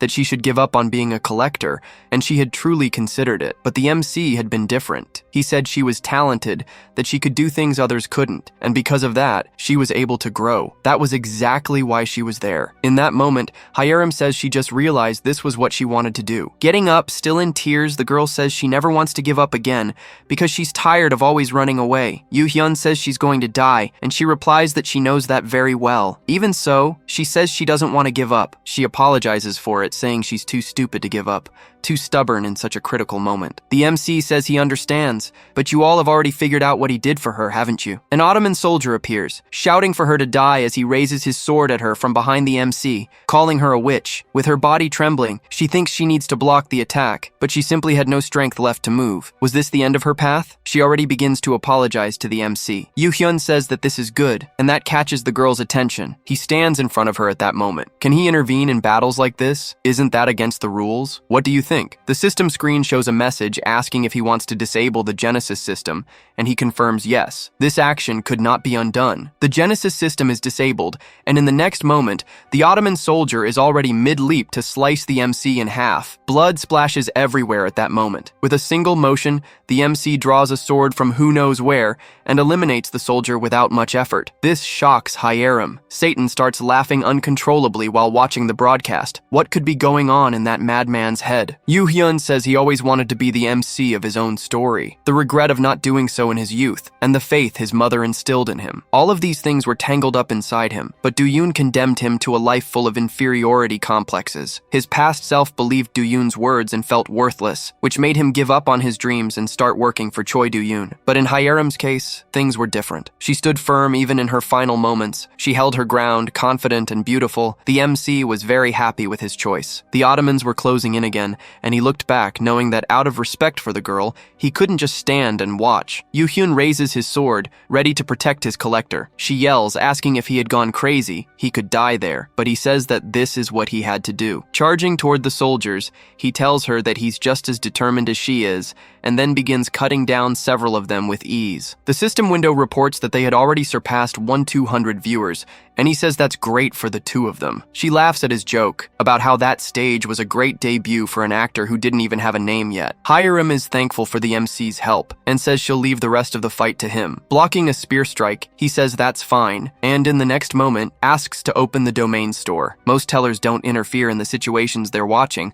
That's the general mindset shared by both them and humans. But should they really just be spectators of these stories? There were no rules against taking action, contrary to what many might think. Yoo-hyun had decided to step into this fight for exactly that reason. He was going to create a story no one had ever made before and enter a stage. The Ottomans shout to kill the witch. Doing so would win them the battle, but in the next moment, something slashes past their neck. The protagonist's blade was too fast, and he replies that he won't let that happen. The soldiers are stunned by this new fighter, and the MC shouts that no one will get past him as Hiram watches everything. Grateful, she begins casting a spell, saying that he gave her the courage she needed, the courage to move forward. Terrified, the Ottomans couldn't handle the MC's strength. No one could pass him without losing their life. The MC, confident and smiling, says that's because he's strong, even if he's just one man. Several magical inscriptions are surrounding Hiram as she still thinks about how brave he was to give up his blessing just to help her. That's why she would return to the fight too. A sword is driven into the ground. It's Yu Hyun's sword. He was also nearing his limit. How much longer would she need? Seeing that he had stopped to rest, the enemies charge forward, shouting that this was their chance to win the battle. But before they could get any closer to the MC, one of them shouts, pointing upward and asking what that was. Yu Hyun looks back, and an incredibly bright light is emanating from Hiram,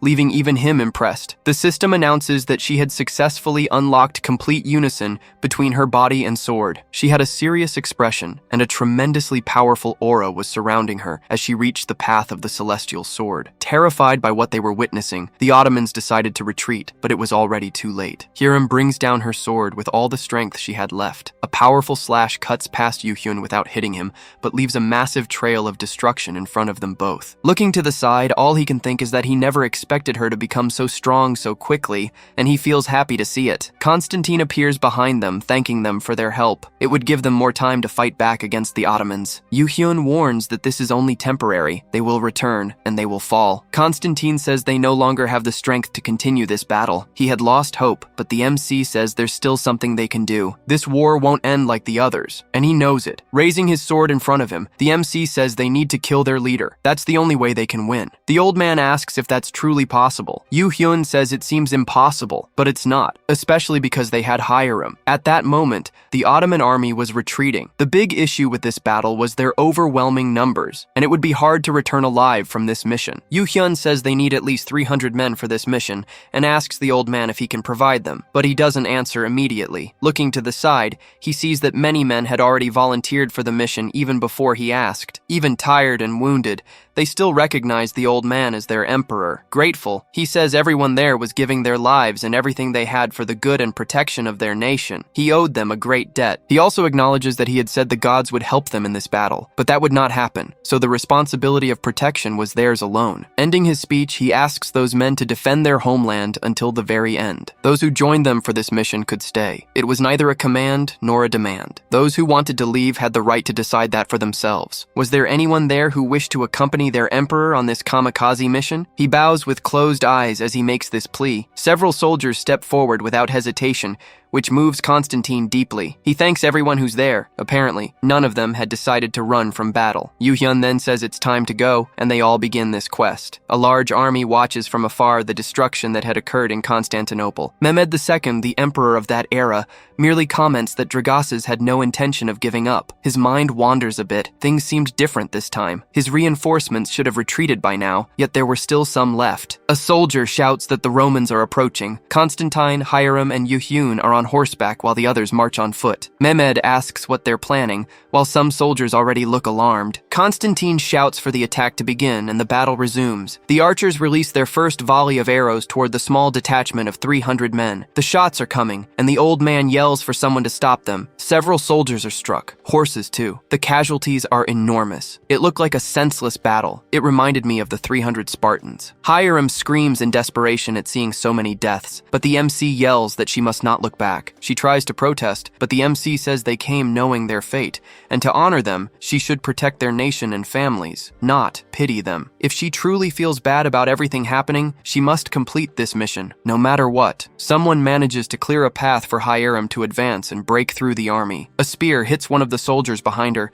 killing him almost instantly. She looks back, terrified. Despair was starting to take hold of the girl's heart. She wanted to stop and help him, but someone shouts out, calling her a saint. A soldier says they will take care of things there and she shouldn't worry about them. This battle is amazing, isn't it? Constantine shouts, warning saying that they've spotted the Sipahi, a type of commander of the Ottoman cavalry, and they were approaching. Jumping off the horse, Yu Hyun shouts for Hyerim to do the same. The two land on the ground, still standing, already ready to fight again. They would stay behind, and the MC yells for Hyerim to keep moving forward without looking back. She has rage in her eyes. The two manage to get past the cavalry and were heading straight for the Sultan. One of the Sipahi notices and panics. Several low-ranking soldiers move in together to try to stop them, but she tears through them with ease, shouting at them. She massacres everyone who stands in her way, trying to stop her from reaching her goal. Fast and strong, the two push past countless soldiers. This was a battle for survival, and there was no other option. Their synchronization was incredible. They were there to save others. Yu Hyun shouts that they're almost at the Sultan, and they launch another joint attack. In the MC's mind,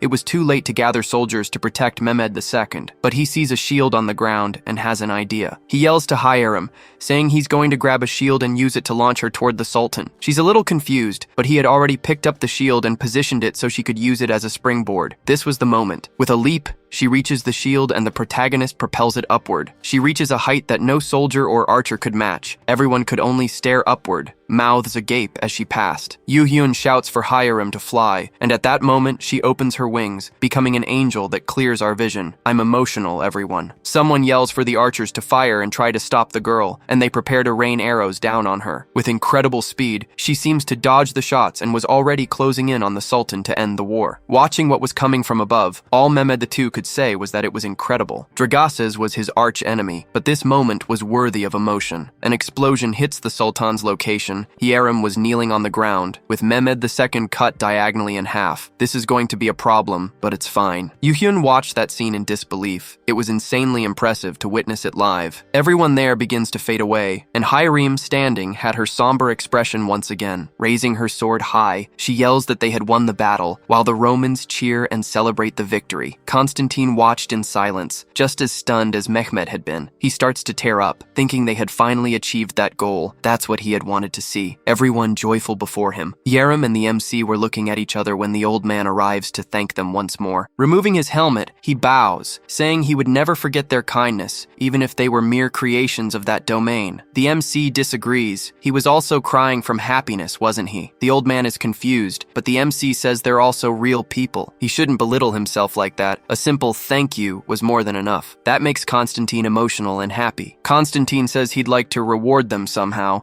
but nothing so mundane as money, so he would grant them knighthood titles. Yu Hyun is shocked by this, and Hyerim asks what's wrong. The MC explains that back in ancient Rome, a knight title held immense meaning, and in a mixed world like theirs, it was even better. Being knighted gives them even more power when telling stories, a gift not even infinite points could buy. In the name of Constantine Dragassis Palaiologos, the old man says he will grant them the title of Distinguished Knights, an incredible buff to their abilities. Fading away, the old man leaves his final words. I wish that pure glory lies ahead of you both. The soldiers also thank the saint, moved, and say they'll never forget her. They were truly grateful, and they too vanish. In the end, they had accomplished the ultimate goal, says Hyerim. Yu Hyun agrees with her. The girl was emotional. She thought they were going to fail, but they had succeeded. The system announces that they achieved a feat no one else had ever accomplished, and were rewarded with 10,000 points. Crying with joy, Hyerim sees that their names would be celebrated forever in the mixed world, and she begins to laugh. Several more rewards appear for them, both from donations and achievements. The MC was happy to fight alongside Hyerim,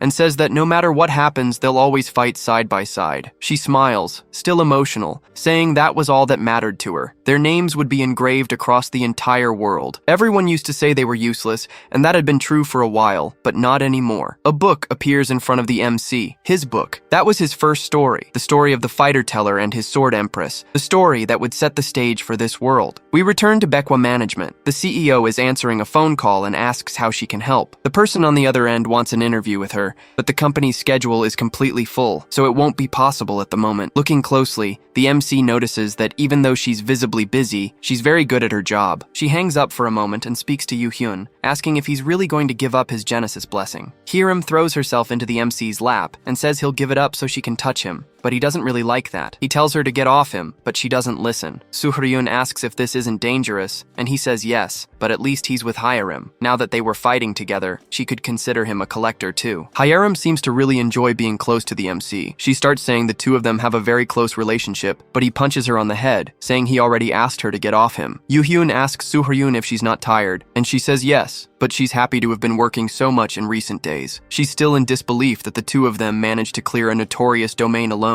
She never imagined they could pull it off. The MC asks her not to accept every request that comes in, and she agrees. She had already rejected requests from clans, but the press was tricky. They had even received some commercial offers, but the MC immediately tells her to reject them, unless they're really good. The system opens to show some messages. Several divine spirits were interested in making donations to them after that battle, but he blocks all those messages. As great as it was to have many subscribers in the library, they needed to set some rules soon so things wouldn't get out of control. Even though things seemed calm at that moment, the MC shows why and makes an apple appear in his hand. Hyerim asks what it is, and Soo-hyun screams, asking if that's the fruit of life. He says she knows it well, and she replies it's her job to know. Yoo-hyun explains that he received it right after the Battle of Constantinople. Many spirits are shocked to see it too. The one who gave it to him was Satan, and he did it precisely to mark territory and drive away other spirits who might be interested in the MC. Still skeptical, Hyerim doesn't seem too impressed by the fruit, but Soo-hyun explains that it's one of the two most renowned fruits in the world. The MC confirms it, saying that even though it's small, it's something that can't be bought, not even for 10 million in gold, but he had to be careful. Consuming something like that at such a low level would cause his body to explode. Giving that to someone who couldn't use it was a real low blow. A new message appears, but the MC finds it strange because he had blocked all of them. The one who resembles shimmering lights would like to have a private meeting with Yoo-hyun. He stands up,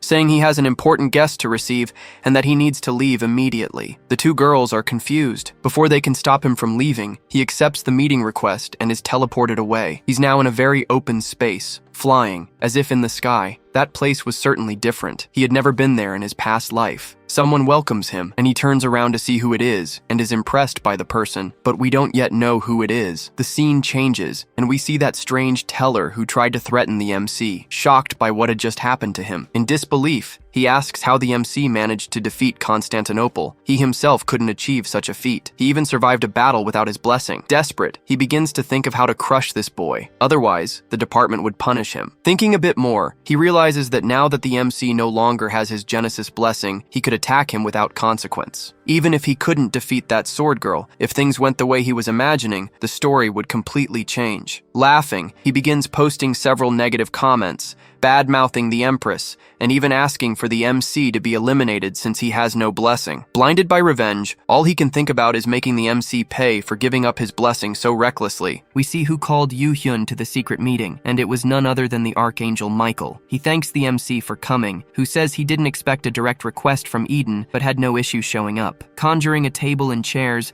Michael asks the protagonist to sit, and he's impressed by the display of power. Michael asks if he's not amazed, and the MC replies by asking how he couldn't be. He was someone important who wanted to meet him. The archangel says he seems a bit too calm, but quickly changes the subject and says he called him there to verify some rumors he'd heard. Calmly, he asks the MC if anything comes to mind when he mentions the rumors, and Yoo-hyun seems to know exactly what it's about. He responds that Michael must be referring to the gift he received from Satan. The two had always been arch enemies, and the MC knew that. Reassuring the archangel, he makes it clear that he is not affiliated with Pandemonium, which makes Michael say that's great news. Yoo-hyun continues, saying he didn't think Eden would even notice his library, but Michael says only fools are swayed by rumors alone. After checking things properly, he says he realizes the MC really has no ties to Pandemonium, but there was something else. He asks if it's true that he and Satan knew each other quite well. The MC wonders if Michael is trying to gauge the level of their relationship. Yoo-hyun then explains how they met, giving a brief summary of what happened during the rookie teller's initiation ceremony. Michael asks if he really gave the fruit of life to the MC just because of that. The boy says Satan seemed interested in him,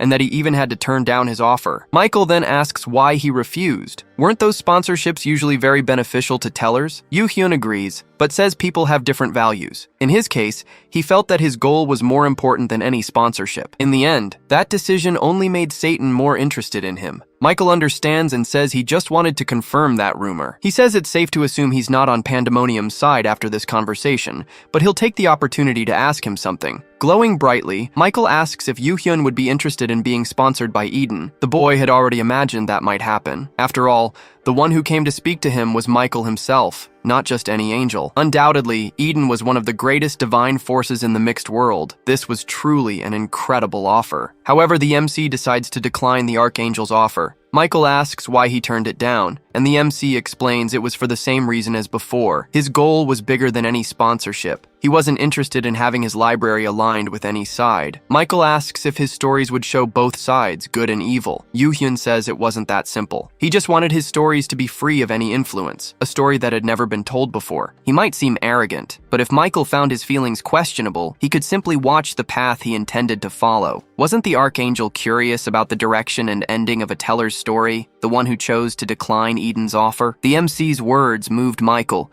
even if he wasn't selfish or greedy, had a heart burning for good stories. The archangel asks if he's saying he wants to have both Eden and Pandemonium at the same time. The MC gives a small smile but doesn't answer. Standing up, the archangel says Eden will respect his wishes, and his story had captured his interest, so he would follow it closely. Either way, he wanted to show his gratitude for taking the time to meet him. The MC is confused and asks what that meant. The archangel gives the same answer Satan gave the MC at the start of the story. It would look bad for Eden not to give him anything in return. With an egg in his hands, he hands it to the MC, saying it was a personal symbol of his gratitude, and asks Yoo-hyun to take it. Apparently, the boy recognizes it because he looks slightly uneasy as he receives the gift. Back on Earth, he shows the egg to the two girls, who ask if he got it from a client. They're curious about what's inside. Yoo-hyun theorizes it might be a dragon that will be tamed for him once it hatches, but that's just a guess on his part, I believe. His mind, in truth, knew it wasn't a dragon. For angels, dragons were symbols of evil, but the egg begins to crack. Interrupting his thoughts, Hiram starts shouting that it was about to hatch, and the three of them stop to watch the egg closely. A small owl emerges from the egg, but she looks a lot more like Philo from Shield Hero. The MC recognizes it as an owl, and the girls are already completely in love with her, eager to pet her. The owl quickly flies onto the protagonist's head, which frustrates Hiram. She thinks the owl doesn't like her. Symbolically, the creature representing Satan was a snake, and owls were their natural predators. That was a clear message. He realizes that even the little owl, who had recognized him as her mother, had a skill book he could read. Hiram suggests the name Ool, but the other two think it's awful, though I admit I didn't understand why. Suryun asks what kind of name the MC would give the owl. He thinks for a bit and decides to name her Bekio, which means white owl. The little pet seems to like the name and makes a cute face at the three of them again. We shift to a scene near a portal surrounded by some people who appear to be collectors. A blonde woman approaches and asks if everything went well inside. The hooded man says it didn't go as expected, but it was enough. Something catches the attention of the two who were talking. Hiram and the MC were approaching that domain, and they are recognized. Everyone is surprised by their presence. Their fame had arrived. The truth is they didn't like Hiram much, as she ruined most collectors' plans by clearing domains instead of just farming them. They nicknamed her the Farm Destroyer, and rush into the domain to try to get something before she clears it. Watching this scene, she says it just makes her want to clear the domain even faster. The MC notices she had gotten used to the nickname. He asks her to wait and hold Bekio for a bit,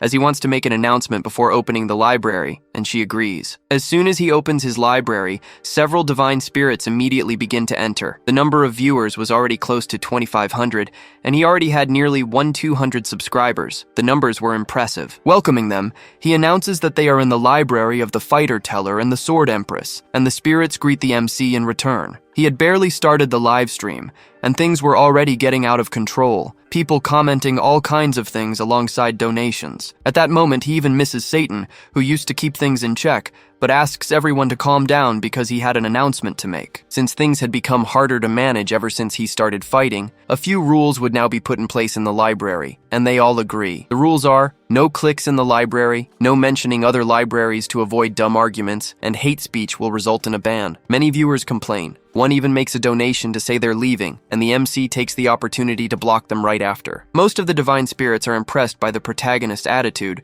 but it was actually a strategy to put them in their place. A spirit spirit named the White King of the Sunset Sea makes a donation of 1,000 points and says he'll keep donating, but asks the MC to ease up a little. Even though it was a big donation, Yu-hyun explains that rules are rules, and there would be no exceptions. Before he can explain anything else, the divine spirit makes a donation of 10,000 points and asks if that would change things now. All the other divine spirits are shocked by this donation. Even the protagonist gets irritated by such behavior. That bastard was trying to control his library with a bribe. The MC looks at the donation without saying anything. He starts to think about the donor's name. A great power with that nickname. Someone who could donate that many points. It could only be one person, the one affiliated with the celestial domain, the White Dragon of the West. He had imagined that some famous divine spirits would eventually find his library. He just didn't expect it to happen this quickly. Yu-hyun says he's surprised that one of the 4 dragons of the sea was in his library, which makes the donor raise his chin in arrogance. He makes another donation of 10,000 and tells him not to be so harsh. How much did he think spirits talked among themselves to form cliques? Trying to be a bit more diplomatic,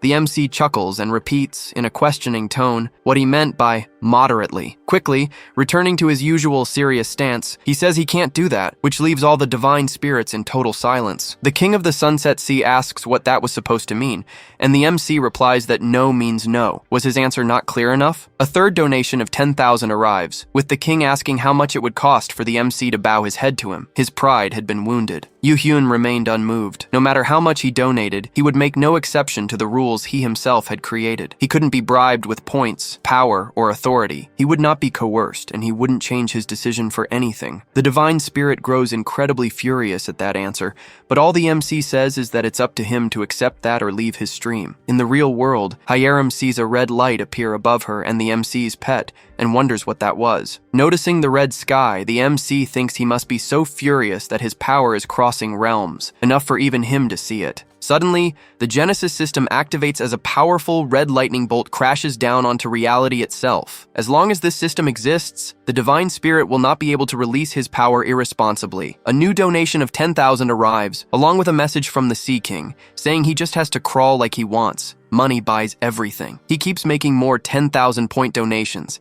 asking if that's enough, but the MC doesn't flinch. Opening the block window, he thanks him for the donations. He had made a hateful comment toward the teller, so he would now be upgraded to blocked by the library. The system reports that the King of the Sunset Sea has been removed from the library, which leaves the other spirits stunned. But the MC smiles. He says rules are rules, but if everyone follows them, things will be better. Suddenly, a red light appears again. Appearing behind the MC, a red message screams and calls him a bastard. Lightning bolts erupt from it. The divine spirit had returned. The MC is shocked. How did he manage to bypass the system block? To think he had that kind of power was both incredible and terrifying. Yu-hyun says he understands his anger, but he had crossed a line. This makes the White Dragon even more furious, and he insults the MC. Being banned after so many donations was a humiliation from the MC that he could not tolerate, and he makes a clear threat to the boy. Calmly, the MC says he never insulted even the 36 heavens, let alone the White Dragon of the West. He only removed a guest who violated a rule. The divine spirit yells at the MC, asking how he dared to speak to him like that. A new window appears. Michael had entered the library. He makes a 100-point donation and asks what's going on. Yu-hyun and the divine spirit are both confused to see Michael there, and the Genesis system activates once again. The system announces that an anomaly has been detected and confirms the target, the White Dragon, for using an excessive amount of power. According to the system's rules, a standard procedure will be initiated. A bolt of lightning strikes the divine spirit's window, making him scream in pain. This amazes the MC. The system was able to subdue even one of the most powerful divine spirits in the mixed world. Finally, the King of the Sunset Sea is forcibly expelled from Yu-hyun's library, and the system window vanishes. Despite the commotion that had just happened, the MC says following the rules will prevent incidents, but anyone with complaints may speak now. None of them dares go against the library's rules, and some were still watching Michael silently. The angel had an effect on them. Calling out to Hyerim, he says that since there are no more complaints, they can proceed as usual, and tells her they'll be clearing another domain today. Clearing another domain like Constantinople would be too much, so today they'll do something easier, which leaves the spirits a bit disappointed. He tells them not to act that way. They're not entering a mental domain just to mess around, and everyone is happy to see Hiram. Once ready, they enter a forest called the Ottoman wetlands. That place certainly looked very different from what they were used to clearing, and the spirits agree with the comment. First of all, they needed to find where the boundary line of the area was, and he says he'll do the briefing with Hiram. Before they could start talking, someone calls out to them, and both turn around to see who it is. 4 collectors were there, and the one who seemed to be their leader asks if the 6 of them could hunt together. The man asks if it's just the 2 of them, and the MC replies that it is. He says they usually hunt in groups of 6, but they lost 2 companions under certain circumstances, since hunting with just 4 was harder. Hiram finds that strange. It was as if they didn't know who they were. Did they not hear the rumors or her nickname? They were there to clear the place once and for all, so teaming up with people who only wanted to farm wasn't the best idea. The girl was about to reject the offer, but the MC steps forward and says it was perfect. They were actually looking for a team. Looking at the group, she's confused about why he decided to team up with those guys. Looking more closely, she notices a very beautiful blonde woman with them and starts thinking, a blonde that stunning, and with a body like that, Hiram starts to get nervous and forces herself to admit that she really was beautiful, and the MC had never reacted even when Hiram touched him. She panics, wondering if that was the type of woman Yoo-hyun liked, and I couldn't stop laughing at the fact that she clearly likes him. After the deal between them is finalized, the MC calls for his collector, who had already regained her serious demeanor. With a scary expression, she says it's a pleasure to meet them all, which leaves the group's leader a bit confused by how she spoke. They step away, saying they're going to grab their things, and the MC agrees. He'll just wait for them there. Satisfied, he looks at Hiram, who's still serious, and she says she understands that everyone has different tastes. She was truly annoyed. The girl starts tearing up, saying that if she goes on a diet, she could look like that too. But the MC doesn't get it and tells her to stop. Yoo-hyun suddenly moves closer to her, making her a bit flustered. Blushing, she asks if he really wants to do this in a place like that. She's not complaining, but there were lots of divine spirits watching. Ignoring the girl's nonsense, he asks her to listen carefully to what he has to say. That group is made up of corpse looters. She hears that and is speechless for a moment. The scene shifts, and we see the group looting a collector who hadn't survived there. Could that have been one of the 2 they said they lost? Their leader seemed quite satisfied with what they pulled off the body. These thieves made their living stealing stories and texts from other collectors because they were too cowardly to create their own. Hiram asks if they got close to the 2 of them just to steal their stories in the end, but the MC says it wasn't just that. Among those looters were not only thieves, but also some murderers, people who were only there because they enjoyed killing. The girl agrees with what he's saying and says it's probably true, but she still has a question. How did he know those guys were corpse scavengers? Even the divine spirits were curious about that. He remembers that the leader had said it was hard to hunt in a group of 4, but their clothes were way too clean for people who'd been hunting. That place was a swamp. The water reached up to people's knees, and any movement would splash mud everywhere. They shouldn't have been that clean. What was even stranger was how they approached them, as if they didn't know who the 2 of them were. Even if they didn't, it was still suspicious. To approach 2 strangers and ask to team up was extremely suspicious. She asks why he didn't just reject the proposal. Then he asks, what fun would that be? Then he speaks to the spirits about the villains who approached them, thinking they were easy prey. If people like that approached them, would they just avoid them? What would the others have done in the MC's place? Everyone there, including Miguel, agrees that he shouldn't let this slide, and that the 2 of them should crush that group of villains. The plan was to pretend to be clueless, do what the villains expected them to do, and then strike when the moment was right. Wouldn't that make a great story? Hiram asks if they'll really be fooled by this, and the MC answers with another question. Do you know what kind of person is easiest to deceive? The answer was, those who think they know more than they really do, and who believe what they see is the entirety of the world. Those who are drenched in superiority and think their knowledge is the only truth. Those were Yoo-hyun's favorite prey. A shoppy Bulbasaur is found and immediately defeated. The ghoul leader compliments Hiram for defeating it in one strike, and the blonde girl also starts flattering her. Nervously, the leader wonders why the empress of the sword was so strong. They simply hadn't gotten tired of hunting monsters this whole time. Yoo-hyun was stepping away a bit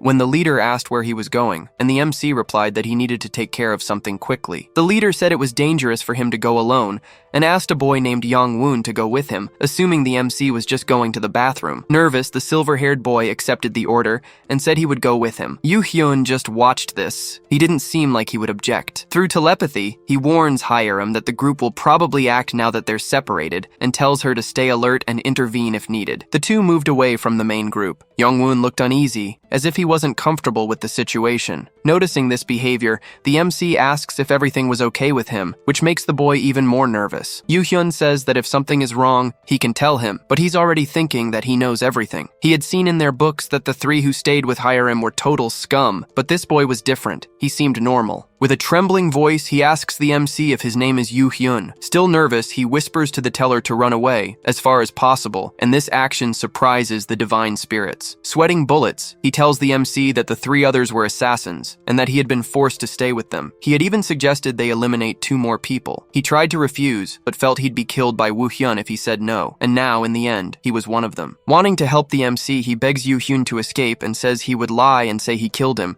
to try to help Hiram too, but the MC was curious. He wanted to know why that group wanted to eliminate them. The boy says a teller from a famous division had requested it, and the MC grows more interested. The divine spirits are moved by the boy, because he was really trying to help the MC and hire him. Yoo-hyun is also pleased by this attitude. Yoo-hyun then decides to stay right there instead of fleeing, which scares the boy, and the MC explains that he already knew everything. Even more nervous now, the teller is reassured by the MC, who says he doesn't need to worry. He's proven himself to be a good person. Young-woon is about to ask if the Empress of the Sword would be okay when the two of them hear a scream from where she was. The MC says he thinks it's almost all over. Arriving at the location where the other 4 were, the 3 ghouls were sprawled on the ground like trash bags, defeated. Young-woon is shocked. How had she managed to defeat 3 collectors on her own? And the MC says there's not even a need to tie them up. Looking at her, he thinks he expected her to pretend to be weak when he told her to fight alone, but she simply followed his command. The 3 start to wake up, and the MC tells them to hurry and get up. It's not like they were killed by the Empress. Woon-hyun was still dazed but regaining consciousness, until he realizes what's happening and sees that Young-woon is fine. He shouts at the boy, asking if he ratted them out and calls him a traitor, but they say nothing. Yoo-hyun steps in front of the boy, who's still being insulted by Woon-hyun. The MC steps on the arm of the gang leader, making him scream instantly in pain, and says he's going to explain the situation he's in. That man, Baek Woon-hyun, a Class 7 collector involved in the murder of more than 10 people, along with involvement in other crimes. Yoo-hyun says he had plans to eliminate a nameless man and the Empress of the Sword. Wasn't that right? Now comes the important question. Who hired him? Panting, the man tries to act tough, saying he won't say anything, but the MC asks if he's not afraid of the law and justice. He screams that the worst that'll happen is that he'll go to jail, and the divine spirits say the MC should just eliminate the criminal right there. The MC says nothing, which makes Woon-hyun more confident in his threats, and he yells even louder, but the MC interrupts him. Drawing his sword, he pierces the bandit beside Woon-hyun without the slightest hesitation. Looking to the side, Baek is confused to see that, and the MC smiles, saying that was enough. Shocked, the other 2 look at their companion, now lying lifeless in the waters of the mental domain swamp. They are immediately seized by terror and start screaming, begging the MC for mercy, but he simply smiles without saying a word. The girl, shouting, begins to plead, saying it wasn't her fault, that he was the one who made her do what she did. But the MC raises his sword. Hiram grabs the MC's arm. He looks at her, wondering if she was trying to stop him from eliminating another bandit. Maybe she thought he was a horrible person for doing that, but then she also draws her sword. With a diagonal strike, she slashes the girl, who sprays ketchup everywhere and collapses on the other side of Woon-hyun, also lifeless. Yoo-hyun watches the scene in disbelief. Little does he know she only did it to vent her jealousy on the girl, and that made me laugh a lot. Satisfied,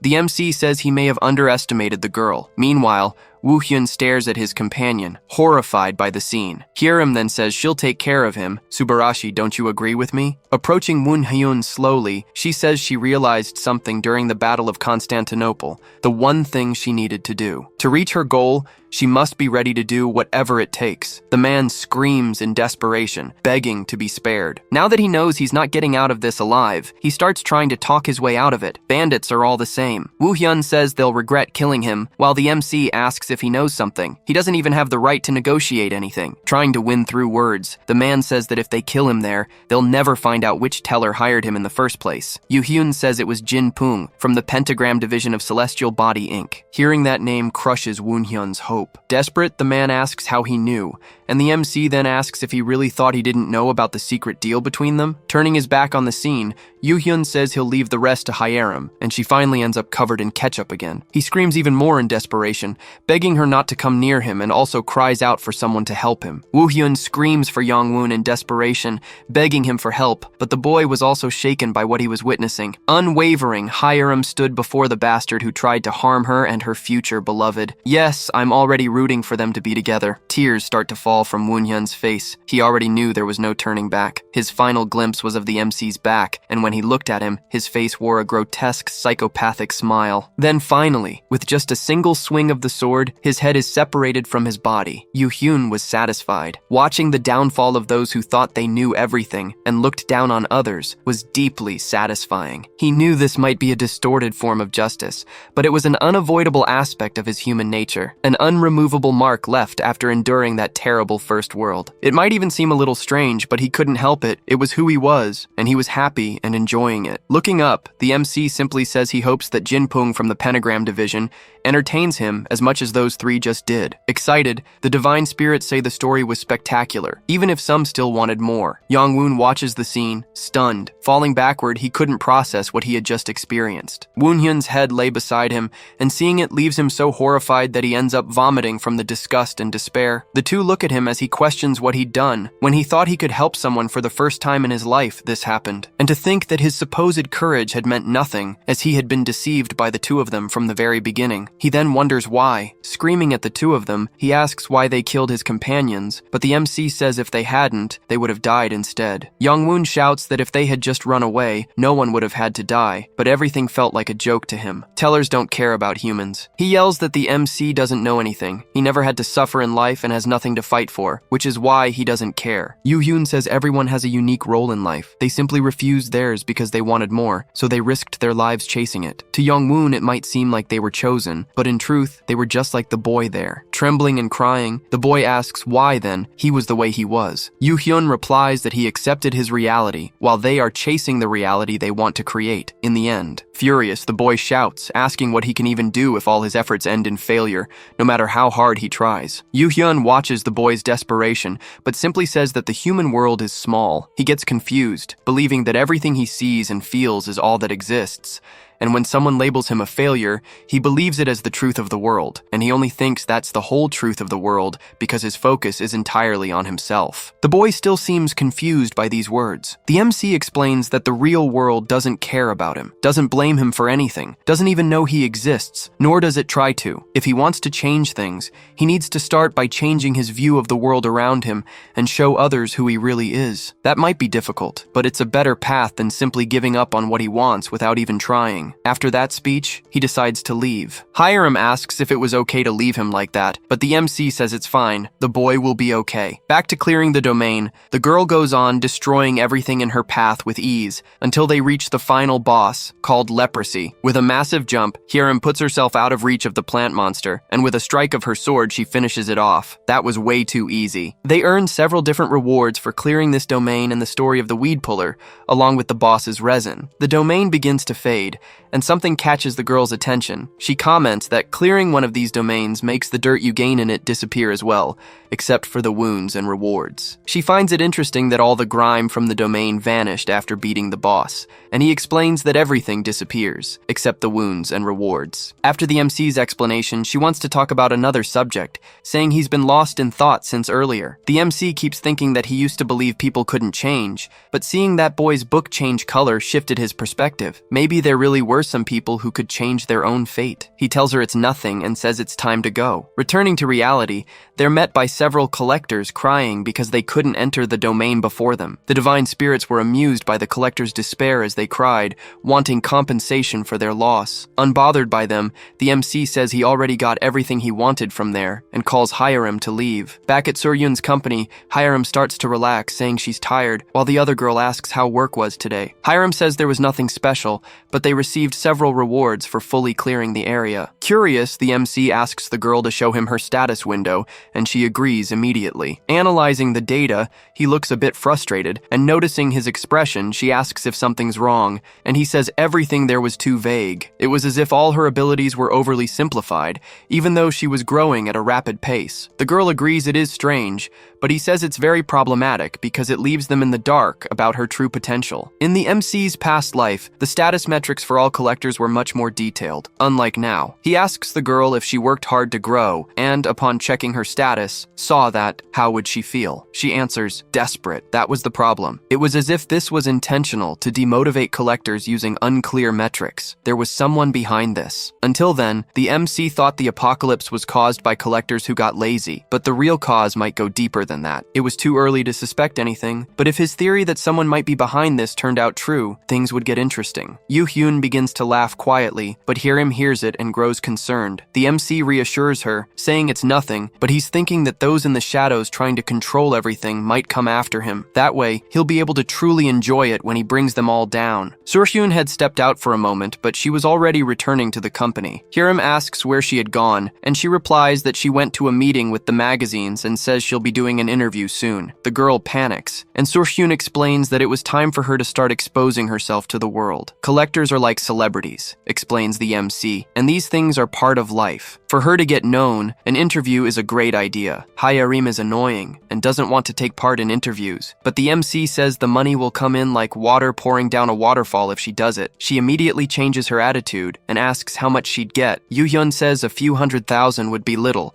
and she agrees to everything. Changing the subject a bit, Surhyun asks what the boy was doing, and he says he's working on a weapon. Hiram finds that strange since it was just an old cheap sword from the system shop, and the MC agrees with that. He asks her to open her system window and check the sword's information, and she says it was an ancient sword of Samsalio. Was that supposed to be good? The MC explains that this name is relatively famous in the mixed world, an empire known for its magical engineering that made history. That sword was an ancient relic from this Salio empire. The MC knew that, but the current world he was in didn't yet have that knowledge. This was a hidden item that couldn't even be found within the domains of the mind. Yoo-hyun tells Hiram that she needs to start training her main attack skill, which leaves the girl confused. Pointing at her, the MC explains that she will soon become a mid-class collector and needs a skill that matches her physique. It turns out she had skipped the process most collectors take years of suffering to develop, doing so at an impressive speed. That was why she needed to develop a technique worthy of a mid or high-level story. Hiram asks if those stories aren't too expensive, and the boy replies that there's a way to get them almost for free. He asks her to open her shop and search for a low-level story called Thunder Steps. She finds it, and we see it costs 100 points. Next was the internal skill Thunder Berserker in the mid-level stories, and finally, Storm Fury in the low-level stories. Hiram was supposed to buy those 3 stories, but Surhyun asks if those weren't known for being trash. No one could handle the speed granted by Thunder Steps. The Thunder Berserker skill was so strong it made the user's body contort all the time. And finally, in the case of Thunder Fury, it was an extremely useless sword skill. These 3 skills together were known as the 3 useless brothers. That leaves Hiram shocked. Was it really safe to learn them? Yoo-hyun asks the girl if she doesn't trust him, and she instantly decides to buy them because she's in love with him and obeys him unconditionally. After acquiring the skills, she asks if she should learn them all at once and then inserts them into her body. Lightning begins to surge from the girl's body, startling Surhyun, while the MC immediately steps in front of her. He places the sword between the lightning that was emanating from Hiram's body, and the sword begins to change its blade. Surhyun is scared by that transformation, and we see that it became a completely different sword, even impressing the MC. Surprised, the girl asks if that was the sword's original form, and Yoo-hyun hands it to her, telling her to be careful with the lightning. Looking at the blade, he thinks he knew it was a beautiful sword when he heard about it, but in person, it was even better. Hiram had a serious posture now. It looked like she had finally absorbed the stories she bought. He asks if she's feeling any discomfort, but she says she's not feeling anything special. Now it was time for her to open her status window and analyze the skill she gained from combining those 3 stories. The 3 lightning skills had disappeared from her talent tree and were replaced by something called Celestial Lightning Sword. This hidden piece was capable of letting her control lightning that falls from the sky. It was a skill greater than any other of high rank. Hiram was even more in love with the MC, and she jumps in to hug him, but the boy notices the move and dodges quickly. He tells her he can't touch her until she learns to control the lightning, or else he'll get shocked and the girl cries. Standing up, she asks how he knew about that hidden piece. If he had shown it to the spirits, they would have loved it. The best option was to do it without them seeing it, otherwise too many questions would be raised, and that would be problematic. He explains that he didn't want any trouble coming from it, but tells her to forget about it and throws the sword into her hands to absorb its lightning. Without her needing to do anything, the sword starts dimming the brightness of her body, which catches Suryun's attention. Grabbing the MC by the arm, she asks to speak with him in private. This time, he doesn't try to escape. What a rascal. Annoyed, she asks if he used Hiram as a battery to create the sword, and he says that in the end it worked, and it was all to help her. He's curious, since she seemed so concerned about Hiram, and she, trembling, says she's worried something might go wrong. If anything happens to her, her office could be reduced to ashes. Really, she's just worried about the money. Still irritated, she tells the MC to inform her in advance if he ever plans to do something like that again, and that makes Yoo-hyun remember that this girl wasn't normal either. A message arrives in his system, and it surprises the MC. The sender was the old man from the association saying he had found Do-yoon. The MC quickly says he needs to leave and tells Hiram not to move away from the sword, because he had something to settle right then. Running to the association, Yoo-hyun starts wondering why he's going there in the first place. He had no reason to get involved with that guy, but why was he so focused on him? Would he get angry when he saw him? It's possible he might not feel anything at all in the end. Either way, he wanted to try meeting him at least once, and arriving at the location, he says he wants to speak with Jungmo. Before the receptionist could call the old man, he was already there, asking the boy to come with him, startling them both. Alone in the meeting room, Jungmo asks what the relationship between the MC and that Choi Do-yoon was. Yoo-hyun replies that he doesn't know him. He's only heard about him in rumors, and that seems to satisfy the old man. Putting his hands in his robes, he says that thanks to the information the MC had given, he was able to investigate the boy, and it wasn't even that difficult. Taking out a photo and handing it to the MC, he asks if that was the Choi Do-yoon he was looking for. Overwhelmed, the MC shouts that he is indeed the one he's been looking for, and asks where he is now. The old man then explains that 10 years ago, when Earth was added to the mixed world, something happened on the day of unification. No one had any information about where that boy was. He had simply vanished, and that leaves the MC shaken. The MC still stunned by the information that Choi Do-yoon had vanished. Jungmo explains that he was one of those who disappeared during the 99 days of revolution. When Earth joined the mixed world, there was a massive collision. Every barrier of reality collapsed, and stories became real. That day became known as the Day of Unification. Does that mean Earth was forcibly added to a syndicate? Many people vanished from the face of the Earth that day, and to this day no one knows what caused these disappearances. It was all a mystery. It was known that they had gone to some other dimension, especially since a few managed to return, but only as corpses. Those who returned alive from that other dimension came back as monsters. In the future, some of the missing would return whole and be known as returnees from another world, but that wasn't the case yet. Looking at the photo, the MC thinks that Choi Do-yoon's disappearance was truly a surprise. Maybe it had happened in his previous life. The power and judgment he displayed during the end of the world had been shaped by his adherence to the rules of the other world. Interrupting his thoughts, the old man tells the MC that Do-yoon has a mother, which confuses the boy. He explains that she's been looking for him since the day of his disappearance, and now she wants to meet the MC. Yoo-hyun is even more surprised, and the old man asks if the boy is interested in meeting the woman. It was understandable that she would want to meet the MC, considering he might be the only clue about her son after years of searching. Standing up, he says he'll meet her later and ask for the old man's help again if needed, and the man replies that if it's him, anytime. Holding the photo more tightly, he wonders if his own parents were still alive in that reality, but he was afraid to know. If he existed in this world, what would have happened to his past self? Could there be another Kang Yoo-hyun in this world? If that were the case, could he still call his parents parents? How would they feel seeing a teller in human form? And what if they thought the MC was an imposter? Someone shouts his name, pulling him back to reality. Hiram was standing in front of him, holding the sword. He asks what she was doing there, and blushing, she says she followed him because he looked troubled when he left, and she got worried about him. He apologizes for leaving her like that, but says he's fine. It wasn't anything serious like she had thought. She says he really does look fine now. The girl invites him back to the office, and he looks confused. Curious, she asks if he still had something to do, but the MC doesn't answer right away. He had decided to become the main character of his story in this life, and the biggest influence on that decision came from his parents. So even if they didn't accept him as family, there was no reason for the MC to be afraid or run away from his goal. Yoo-hyun says yes, and asks if she would like to go with him. The girl gets extremely excited and asks where they're going. Smiling, leaving, the MC says they're going to meet his saviors, because regardless of everything, they were still his parents. On the bus, Hyerim says the MC is really interesting, a teller who doesn't mingle with others and has a mysterious past. Yoo-hyun says she's wrong, but she doesn't believe him, and says one day he'll tell her his story. The girl asks who these amazing people are that he calls his saviors, and the MC agrees. They really are amazing. That answer makes Hyerim wonder what kind of people would make him speak with such respect. She really wanted to learn more about Yoo-hyun's past, since she knew nothing about it. Looking at the girl, the MC wonders if Hyerim has a family. He could find that information in her book, but he decides to do something better. The boy asks Hyerim if she has a family. Excited, she asks if he wants to know because he's interested in her, but the MC says no, and that it's okay if she doesn't want to answer. She says she only asked that because she was happy he asked her something,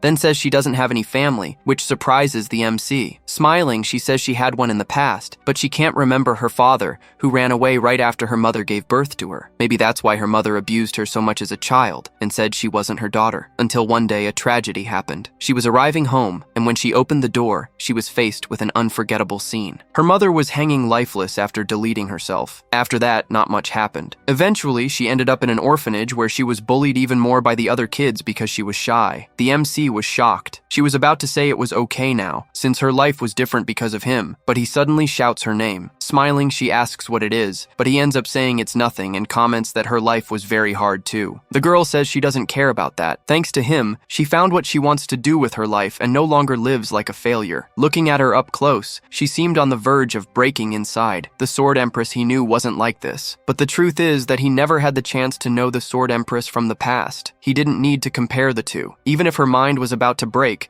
depending on his actions, the girl had the potential to completely change her life. He tells her that it's okay, because he will never abandon or leave her. Blushing, she smiles and says she'll never do that either. These two are so cute, I admit. Finally, the two arrive at the bus stop where they were supposed to get off. The MC's face was pale from being there. He starts recognizing all the places he used to go as a child. Everything looked just like it did before. The only thing that was different there was him. There was a playground where he used to skip class, and his mom always found him there when he did that. Someone shouts at another person named Kang Yura, saying she's skipping class again, and the girl yells back that she'll go tomorrow. She walks past him, and when the MC sees her, he's startled. Here we see proof that the multiverse really exists, because it was the female version of the MC, and that leaves him dazed and confused. Girl and Yoo-hyun staring at each other, slightly shocked. Once again, someone shouts Yura's name. The person yells that they've already told her that anyone who runs from their responsibilities can never succeed. Yura complains, telling her to stop nagging, while the MC stares at her, speechless. That person in front of him was his mother. The woman notices the MC's presence, and he approaches her. She apologizes for speaking so loudly in that place,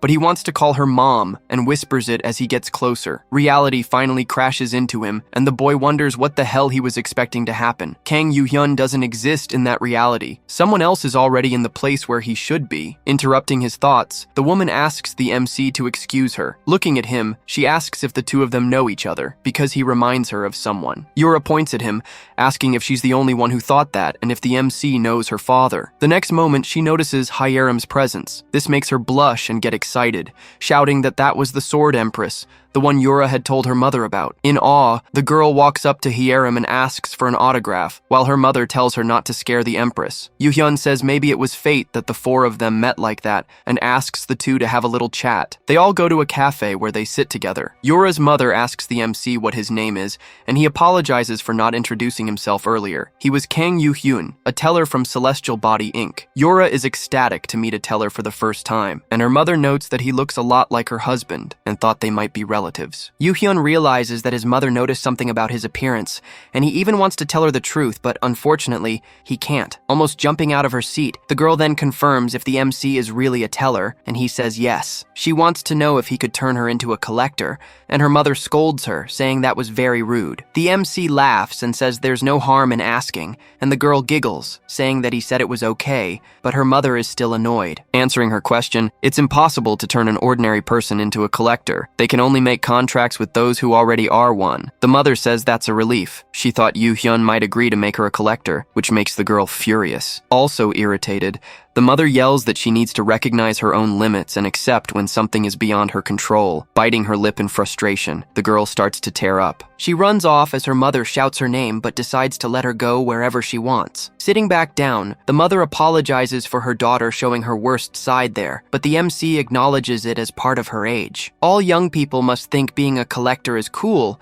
but the mother says she only sees the glamorous side of it, and she's worried about her daughter. The worst part was knowing the girl had no talent to become a collector. That sentence catches the MC off guard. He remembers going through the same thing when he was a child, his mother telling him he had no talent for what he wanted to do. Calming down, he asks Hiram to go find Yura and give them a bit of space to talk, and she agrees. As she leaves, Yoo-hyun says no one should give up on their path just for lacking talent, and his mother agrees. Everyone should dream big. But there was more. She had learned in life that dreams aren't achieved just by wishing. Yoo-hyun replies that even so, she was still her daughter. She agrees and wants the best for Yura, but the collector's job is tough. She just doesn't want the girl to get hurt and wants her to grow well. The boy says she wasn't wrong, but she shouldn't crush her daughter's dream, no matter how difficult the path may be. Annoyed, she asks if she should just let the girl go, but the MC simply suggests that she show the girl reality, just how dangerous it really is. If she still doesn't give up on this path, then there was nothing else to be done. This leaves his mother confused. The MC explains that it means she would be walking this path fully aware of the difficulties. Did she think the girl's determination was weak? A simple phrase or act of encouragement can change a person's fate. Yoo-hyun believes that an honest conversation between the two of them could bring more clarity. He hopes she can believe in her daughter's dreams at least one more time.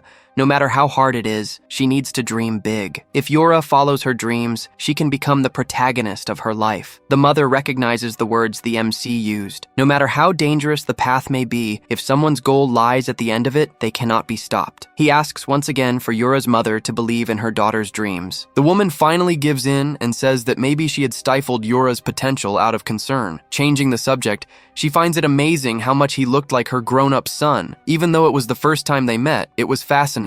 The MC gives an awkward laugh as the cafe door opens. Looking to see who entered, the two turn to look. Yura and Hyerim were there, but the little girl still looked very upset. Yoo-hyun excuses himself to her mother and says he would like to talk to Yura in private, and she agrees. The boy then asks if she'd like to talk with him for a moment, and still upset, she seems to agree. He asks why she wants to become a collector, and she asks if he's going to laugh at her answer. He says he won't. Yura says they always seem so cool and confident, with amazing lives. He probably thinks that's a silly answer. Yoo-hyun says no, because he had a similar dream too. The girl is surprised. The MC says anyone can dream. What matters is determination. Then he asks if she's willing to risk her life for that dream. She looks confused, and Yoo-hyun explains that Hiram was on the brink of death several times for her dream. Was Yura willing to do the same? Frustrated, she can't answer, but the MC tells her she doesn't need to answer now, just that one day, she'll need to have an answer to that. The girl then asks if the MC really thinks she has the potential to reach her dream. If she truly wanted to become a collector and had the determination for it, did he believe she could succeed? Smiling confidently, the MC says yes, she can do it. He thinks that if someone had said the same to him, his life would have been different back then. He could assure her, as a teller, that she could succeed because he wanted her to change too. Above the girl's happy, smiling face, her book glowed with increased potential. That was enough. As they say goodbye, Yura thanks them for everything they did for her that day and says she wishes she could stay with them a little longer, but it's time to go. Yoo-hyun says he hopes everything she wishes for comes true and that it was great meeting her, and Yura says she already knows everything will work out. They finally say goodbye, but the MC's mother says nothing. The MC and Hiram are waiting at the bus stop for it to arrive, and the girl notices he seems very happy, but he changes the subject. The next moment, someone calls Yoo-hyun's name, and he turns to see who it was. Yura's mother was approaching him, and the boy asks what's wrong. Getting up, the MC asks Hiram to wait a bit so he can see what happened. As he gets closer to the woman,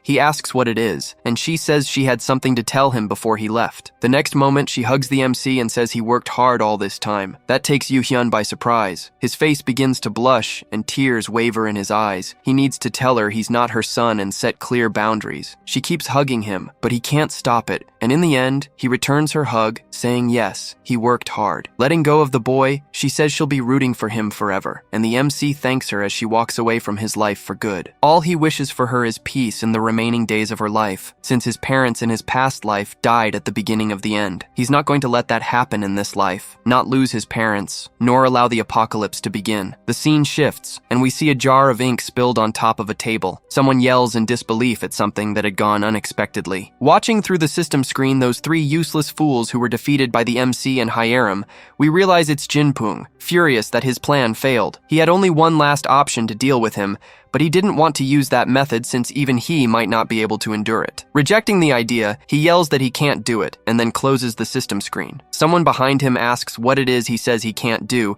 and this startles the man. Looking back, he sees a small fairy, whom he calls Argyle, and asks what she's doing there in his library. She says she's there because she was wondering what her Jinpung was up to, and if he had completed the task she had assigned him. The teller is horrified to hear the fairy complain that he hadn't completed the mission she had given him. She says she's very disappointed and that she believed in him, but he had proven himself untrustworthy. Jinpung tries to say that it wasn't like that. Dramatically, the fairy says she feels very sad about his actions, and for him trying to eliminate a colleague. Jinpung protests, saying he could never do something like that. Argyle then puts on a psychopath-like expression and asks if he's saying she's lying. The next moment, Jinpung is thrown to the ground by an impressive gravitational force that brings him to his knees. He collapses to the floor with such impact that it cracks, and he asks how she's doing that to him inside his own library. The fairy explains that when he was hired by the department, he gave up control over the library and could only regain it once he became a senior. Until that day comes, he has no control over his workplace, which means he could die right there, in the supposedly safest place possible. Releasing him,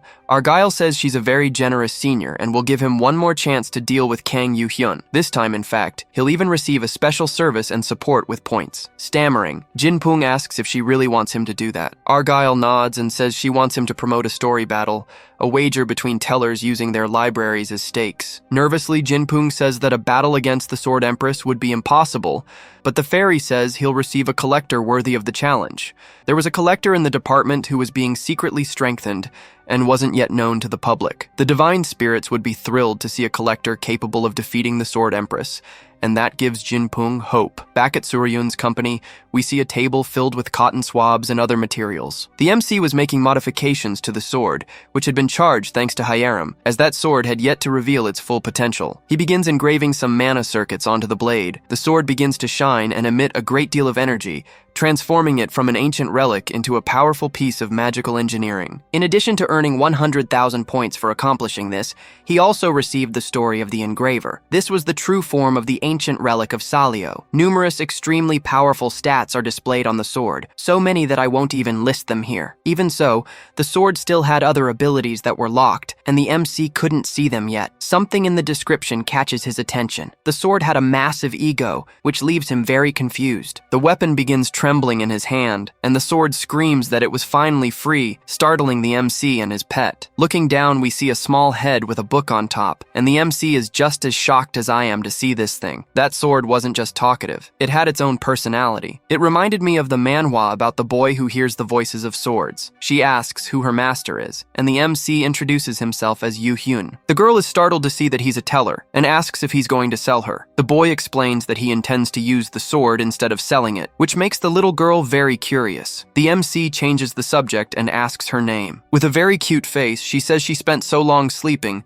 that she ended up forgetting her name and asks Yu-hyun to give her one. He doesn't understand, and she explains that since he was able to awaken her, he must be talented as an engraver, so he might have talent for naming as well. Looking at the weapon, he remembers his little owl, since both were very white. The MC then decides to name the little girl Baekryun, which means White Lotus. She likes the name and accepts it. Emitting energy once again, she says that he is now her master, and then she transfers some skills to him. Yu-hyun acquires the story of the one who inherited what was forgotten, and gains the title of Recorder, while his story is also transferred to the sword. The little girl lets out a scream that startles the MC. He asks what's wrong, and she then asks, what's this about him being someone reincarnated? That question catches the MC off guard. Shocked, he realizes she read his past because of the contract they made, and the MC starts stammering, trying to explain who he is. She watches him closely while he decides to tell the truth, since there was no point in hiding anything from her at that moment. After explaining everything, she asks if he found her because he knew of her existence in the future, and he says yes, but no one knew she had an ego. The girl then explains that because he had the recorder ability, he was able to fully awaken her, while the other owner could not. In any case, she was excited to know that her master was a teller because she was curious about the stories they tell. Smiling, the MC says that from now on,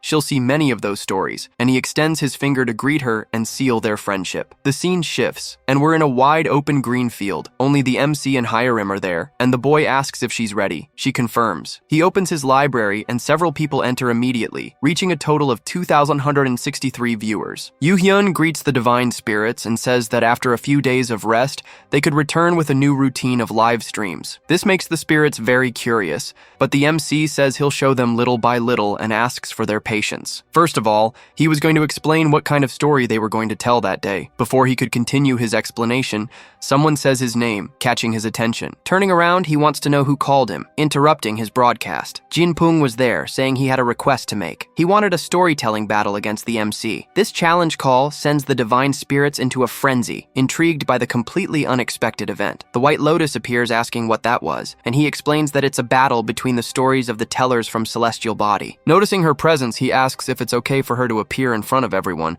but she says only the MC can see and hear her. In any case, he explains that these battles focus on the collector's skills, and the winner gains the rights to the loser's library. That second part makes the sword nervous. It was way too dangerous, and Jinpung asks why the MC doesn't accept the challenge. Was he scared? The MC hints that he could accept, but in the end says he won't, and laughs in the other teller's face. The divine spirits are disappointed, and Jinpung is furious with the refusal, but the MC stands firm in his decision. He had the right to refuse. The sword asks if it was okay to turn it down, but the MC simply doesn't care. Others accept it out of pride, but not him. Jinpung scolds the MC for not accepting the challenge and asks if he has no honor, but Yoo-hyun says he's not the one to talk. It was obvious to the boy that he had planned to issue the challenge right as he opened his library. This was just an intimidation tactic. He thought Yoo-hyun would be too embarrassed to decline in front of his viewers, which angers the spirits due to the teller's arrogance. Even Jinpung's own subscribers were unhappy with his behavior. They even wanted to file a complaint about him in his department. Trying to calm things down, Yoo-hyun says there's no need for scandal and pretends to be worried about him like he's a newbie. The boy knows he can't treat him too coldly, since it could hurt his library. Meanwhile, the spirits say they want the battle. Multiple donations start pouring in for both of them,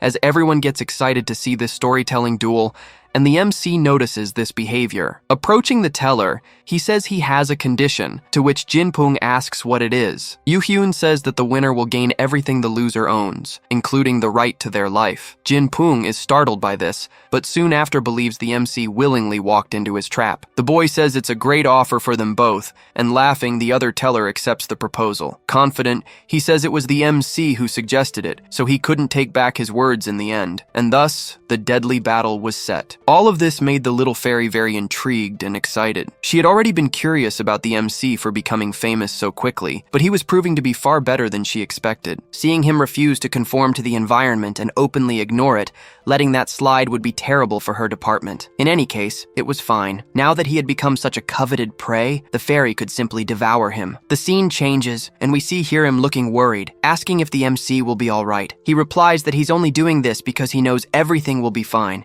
and it's also a chance to show off his sword's power. Yoo-hyun asks if she's worried about him. She hesitates a little, and the boy reassures her. Some divine spirits were also questioning his actions, especially for making such a risky bet. The White Lotus complains that they don't even know what they're going to do on the other side. He's simply insane for going against an entire department alone. The MC explains that, as he said before, the easiest people to fool are those who think they understand the entirety of reality. She asks what that has to do with anything, and he says it's the same case. Everyone in that department behaves arrogantly. Hiram asks if he made that bet on purpose, and the MC says yes. He had a method to defeat all of them at once. The sword calls him a psychopath, and he thanks her for the compliment, but she calls him crazy for thinking that was a compliment. Startling the protagonist, the system pops up, announcing that only 5 minutes remain until the storytelling battle begins. The MC then picks up his little owl and thanks it for its services, tossing it out the window. The little creature flies off. Determined, Hiram asks if they can go now, because she wants to see the stadium before fighting, but the MC has something to discuss with her first. He wants to ask her something, and she looks at him, curious about what it might be. Jinpung was confident in his victory.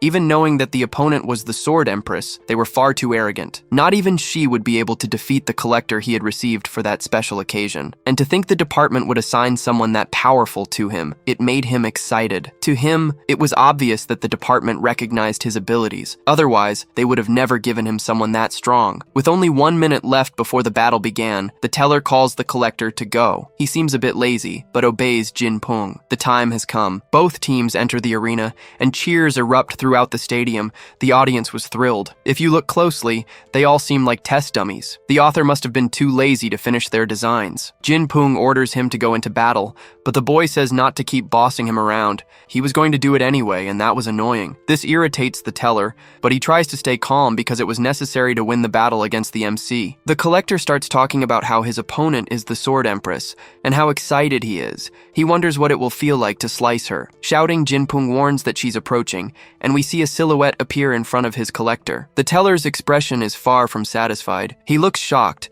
and that look alone tells us what happened. This also seems to catch the fairy by surprise, as she looks at the system screen and lets out a sigh. The collector looks at his opponent and asks what happened. Standing before them was the MC with his sword sheathed, and he gives a confident smile. The two were standing in a Dragon Ball Z-style battle arena, with Jinpung outside like a boxing coach. They were facing off, not making any sudden moves before the fight began. The test dummies were watching. Some seemed frustrated with what they were seeing. Could they be divine spirits? The next image answers that question. They're avatars of divine spirits, and the one speaking is Satan himself. Impressed, Jinpung's collector asks if a teller is allowed to do that, fight in the collector's place, and he replies that there are no rules against it. In the end, it didn't matter to him. Even if the MC surprised him, this was a great opportunity to finish the boy off. He then orders his collector to eliminate him, but the collector says he was already going to do that. There's no need to keep repeating himself. White Lotus asks if it's really okay to do this, but the MC doesn't seem too worried. Emitting a frightening red aura, the sword then tells him that guy is not ordinary. Grabbing his book to read, the MC says there's nothing to worry about. We see the book is silver, so he must be average. Opening it to read, Yu-hyun gets a very unpleasant surprise. Those abilities really weren't normal. That guy was none other than Jack the Ripper, a serial killer who will appear a year from now, eliminating collectors in the real world. Unfortunately, in his reality, no one discovered Jack's identity until the end of days, when he revealed it himself. In the end, he was eliminated by Do-yoon after becoming the killer's target. Drawing his sword, the MC sees that this threat needs to be eliminated as soon as possible, or many innocents will be harmed. The pentagram was involved in this, just as it had been in his past life. They definitely have some connection to the apocalypse. Hiram was in a room watching the battle. She was really nervous, thinking she should have been the one to fight there. If something happens to Yu-hyun, she'll never forgive herself. We go back to the scene where he tells her she can't go, and she explodes at him, saying there was no reason for him to go in her place. The MC explains that this fight is his. She doesn't need to be involved, but she protests that she's his collector, so she should fight. Yu-hyun says that if he were a regular teller, then yes, it would be her who should fight. That doesn't satisfy the girl. The protagonist notices this and says he understands her concern,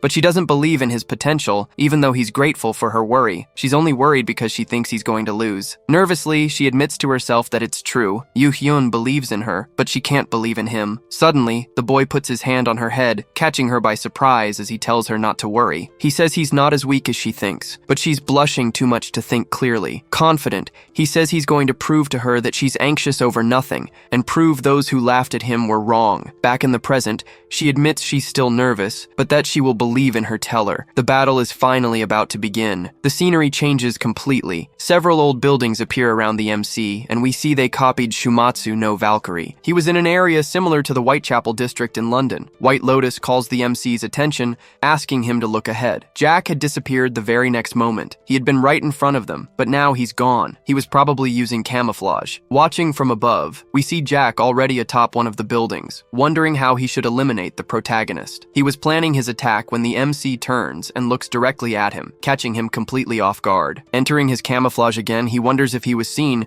but assumes it was just a coincidence. Trying a new approach, he begins planning his attack again. When the MC once again turns to face him, that really shakes the boy's confidence, making him question if Yu-hyun is actually seeing through his camouflage. The little fairy monitoring the collector asks if he wasn't supposed to be confident in his camouflage. That question makes Jack nervous, and he tells her to shut up. He'll deal with this in his own way. away. Even if the MC can discover his location, he won't be able to do anything if he's attacked from a blind spot. He thinks the MC won't be able to block an attack from behind, but the MC once again turns to face him. With a simple movement, he parries Jack's strike, which further shatters his confidence. How did he do that? Once again, he hides in the shadows, and the MC just watches him retreat. We get a view from the MC's perspective and understand why he can see Jack. His book was glowing above his head. White Lotus asks how he can see the boy, and Yoo Hyun simply says he has his ways. Realizing the boy knows the MC can see through his camouflage, she asks what he'll do now. He replies that he's going to act. With a leap, he charges toward the Ripper, who now has a terrified expression. The boy blocks the protagonist's strike, but he's not happy at all about being seen. This completely shattered his expectations. Frightened, Jack shouts, asking how the MC found him. The MC scoffs that all he can do is hide. This offends the collector, who yells that that's not his only ability. Disappearing from in front of the protagonist,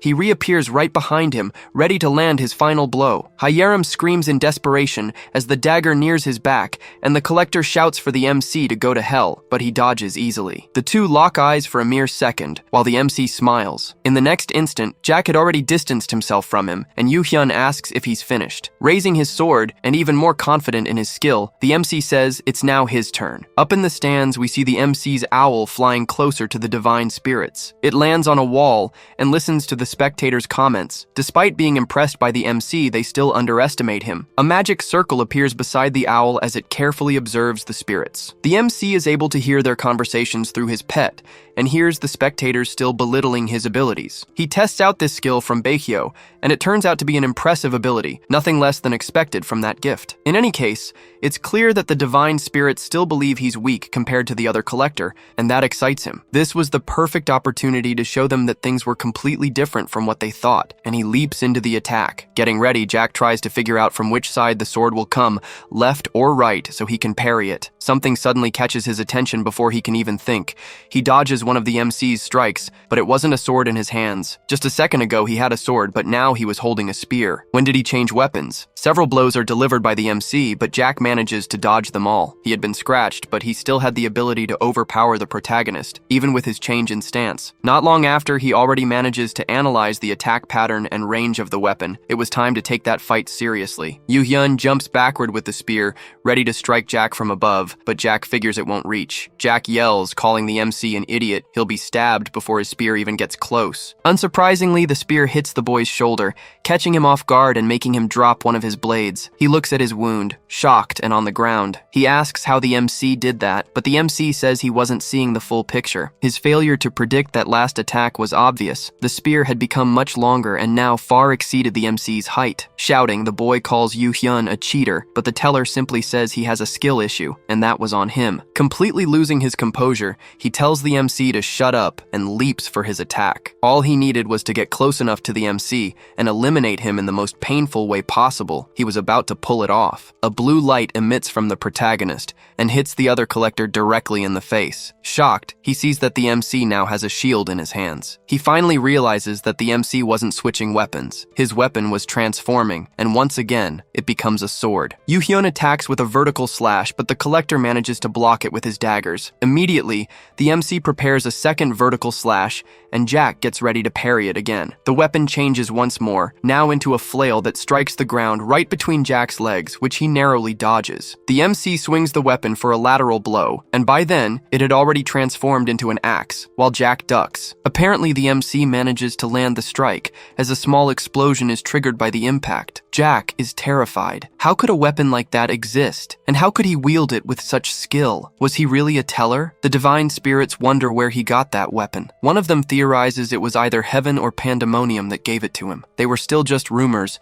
but one of them had heard that both Deep Darkness and Michael had appeared to him. Satan is listening to this and is impressed by the MC's ability to draw attention. In any case, he gets annoyed that he's referred to as Deep Darkness instead of by his actual name. Jack really had been hit. He's lying on the ground, bleeding, with a sizable hole in the wall behind him. Yoo Hyun Hyun doesn't give him time to think and already advances for his final attack, which catches Jack completely by surprise. He quickly reacts and manages to dodge to the side, avoiding being sliced in half by the strike. Jinpung and the little fairy ask what Jack is doing, which irritates him even more. He tells them to shut up, that he'll handle it. Getting up, Jack says he'll give him credit for cornering him so well, but he had left his guard wide open. Strange letters begin to spread across his body. He was turning into some kind of monster, his body growing and emitting electricity. The fairy gets excited by this, saying she didn't expect him to use that against a low-level teller like Yu Hyun. Snapping, Jack screams that things won't be so easy for him anymore. With impressive speed, Jack leaps into the air. He moves all over the area he created with incredible agility. Not even the protagonist seems able to follow his movements. The divine spirits are shocked. They can't even see him moving. They didn't know anyone so strong and fast. Appearing next to the MC's face, Jack screams that it's too late to regret what he did. The next moment, Yu Hyun asks who he's talking about. Himself? He grabs the collector's arm and throws him against the wall with even greater speed,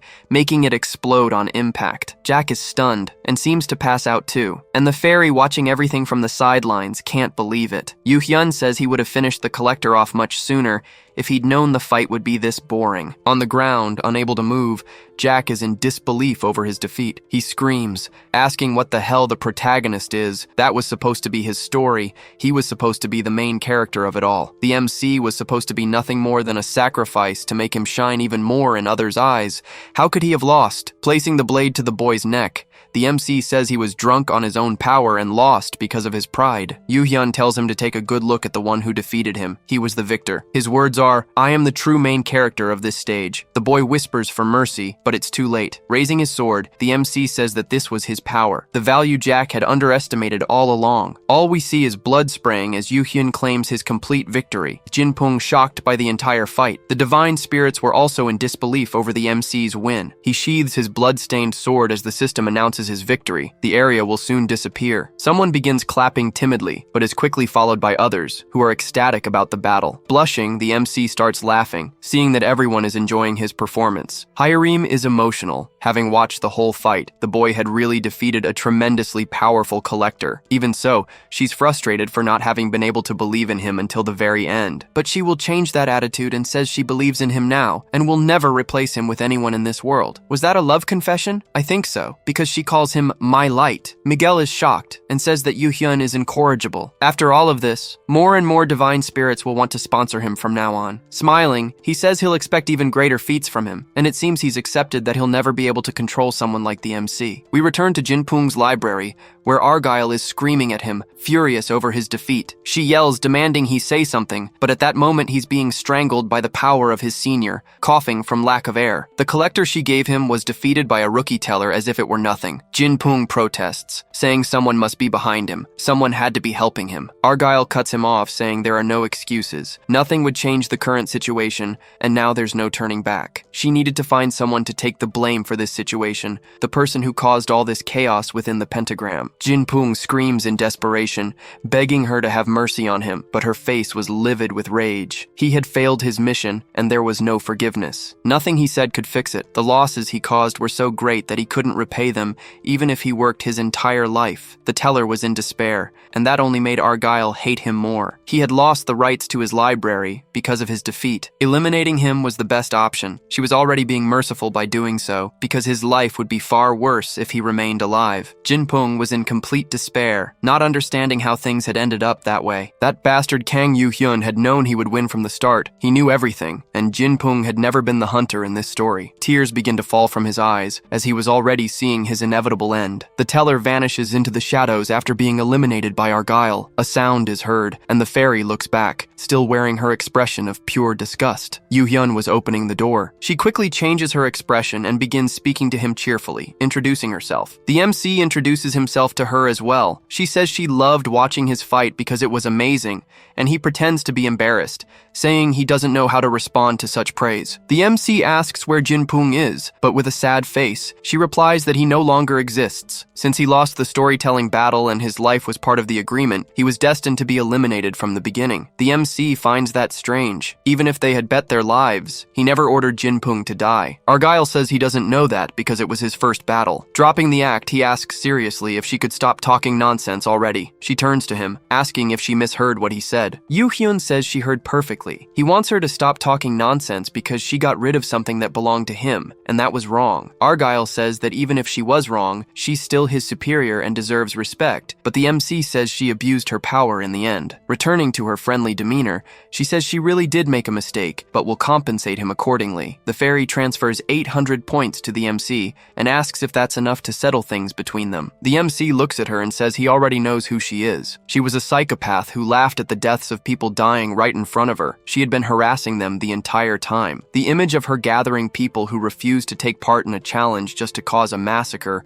was something the MC couldn't forget. The way she looked at all those corpses like they were worse than insects, there was no way to forget that. Confirming that he received the points, the MC says it does seem to be enough to cover his loss of Jinpung and compliments her for how she dealt with him. Excited, she says he knows how to flatter her and claims to be a benevolent person. Provocatively, the MC asks if she knew about something. There was a rumor going around that a particular department was in contact with the Exodus. This catches Argyle's attention. The Exodus was one of the forces that controlled the mixed world. They thrived on the despair and anguish of the smaller worlds. It was very likely that the pentagram department was in contact with them, even in his past life, when several departments were shut down and they all pretended nothing had happened. Argyle asks why the MC is saying those things to her. Someone might hear and think that the pentagram department sides with the Exodus. Raising his hands, Yoo Hyun says he's just warning her in case they do get involved with them, but he apologizes for the misunderstanding. In any case, he was going to leave now to claim the library he won from Jinpung, while the little fairy waves goodbye. When the MC finally leaves the room, we see Argyle's true face, and she was not at all pleased with the situation. Yoo Hyun notices it. He knows she's different from Jinpung. Dealing with her won't be easy. She knows how to hide information about herself and her department. The very fact that the pentagram department has ties to the Exodus says a lot, and creating someone like Jack in secret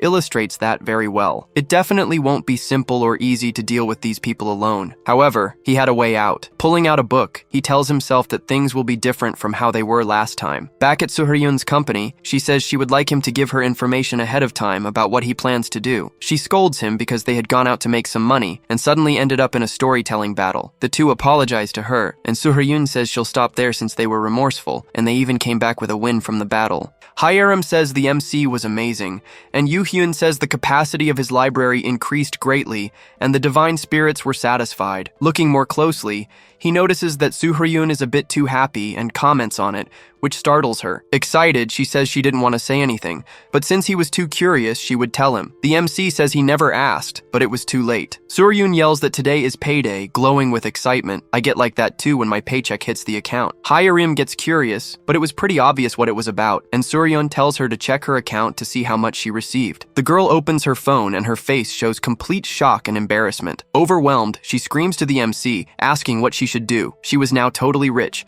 but Yoo Hyun says it was still not that much. Suhyun also explains that in addition, after Hyerim became famous, they got many more commercial deals, totaling 200 million. The two of them were completely ecstatic over the money and already planning some simple upgrades to the office. Yoo Hyun and his two little companions look at the scene with an expression of disgust at the girl's simplicity. Lotus asks why they were acting like that, and Yoo Hyun explains that they should leave them be because both grew up poor. In any case, the Baehwa office was full of life now. The two were absurdly happy. Yoo Hyun asks if they couldn't just buy the side dishes at the store, but the two think that's something only rich people do. The scene shifts, but we're still in the office. Suryun looked quite busy with her tasks. The MC notes to himself that she was like that because of all the interviews and offers Hiram was receiving. He had work to do too, but his system notifies him that Celestial Body had sent him a message, though he hadn't seen it earlier. The system window informs him that he had earned a promotion and was now a senior within the company, receiving some rewards for it. This made him really happy. He was finally being recognized for his hard work. Reading the rest of the notifications, he sees that he wasn't officially a senior yet. He would need to undergo a promotion ceremony which he hates. Still, he thinks better of it since he'd have to go there anyway soon, but it would take more time now because of the ceremony. Noticing the MC's distraction, Hiram asks what's wrong, and he says he apparently got got promoted, and she congratulates him. Soo-hyun also congratulates him, and he thanks her, but also asks how her work is going. She says she already dealt with most of it, but there was still a lot left to do, which leaves him overwhelmed just hearing it. Yoo-hyun says she must be overworked, but she says it's fine. Hiram needs to be in touch with business people now. Taking the opportunity, he asks if she has time to talk about that now. She says yes, and asks what he wants. Yoo-hyun invites the girl on a date, which leaves her completely surprised. She even drops the pen she was holding. Outside, Soo-hyun says he was being very sneaky. Was he really okay saying something like that in front of Hiram? He said she was way too calm, so he wanted to tease her a little, though the result was even better than he expected. Changing the subject,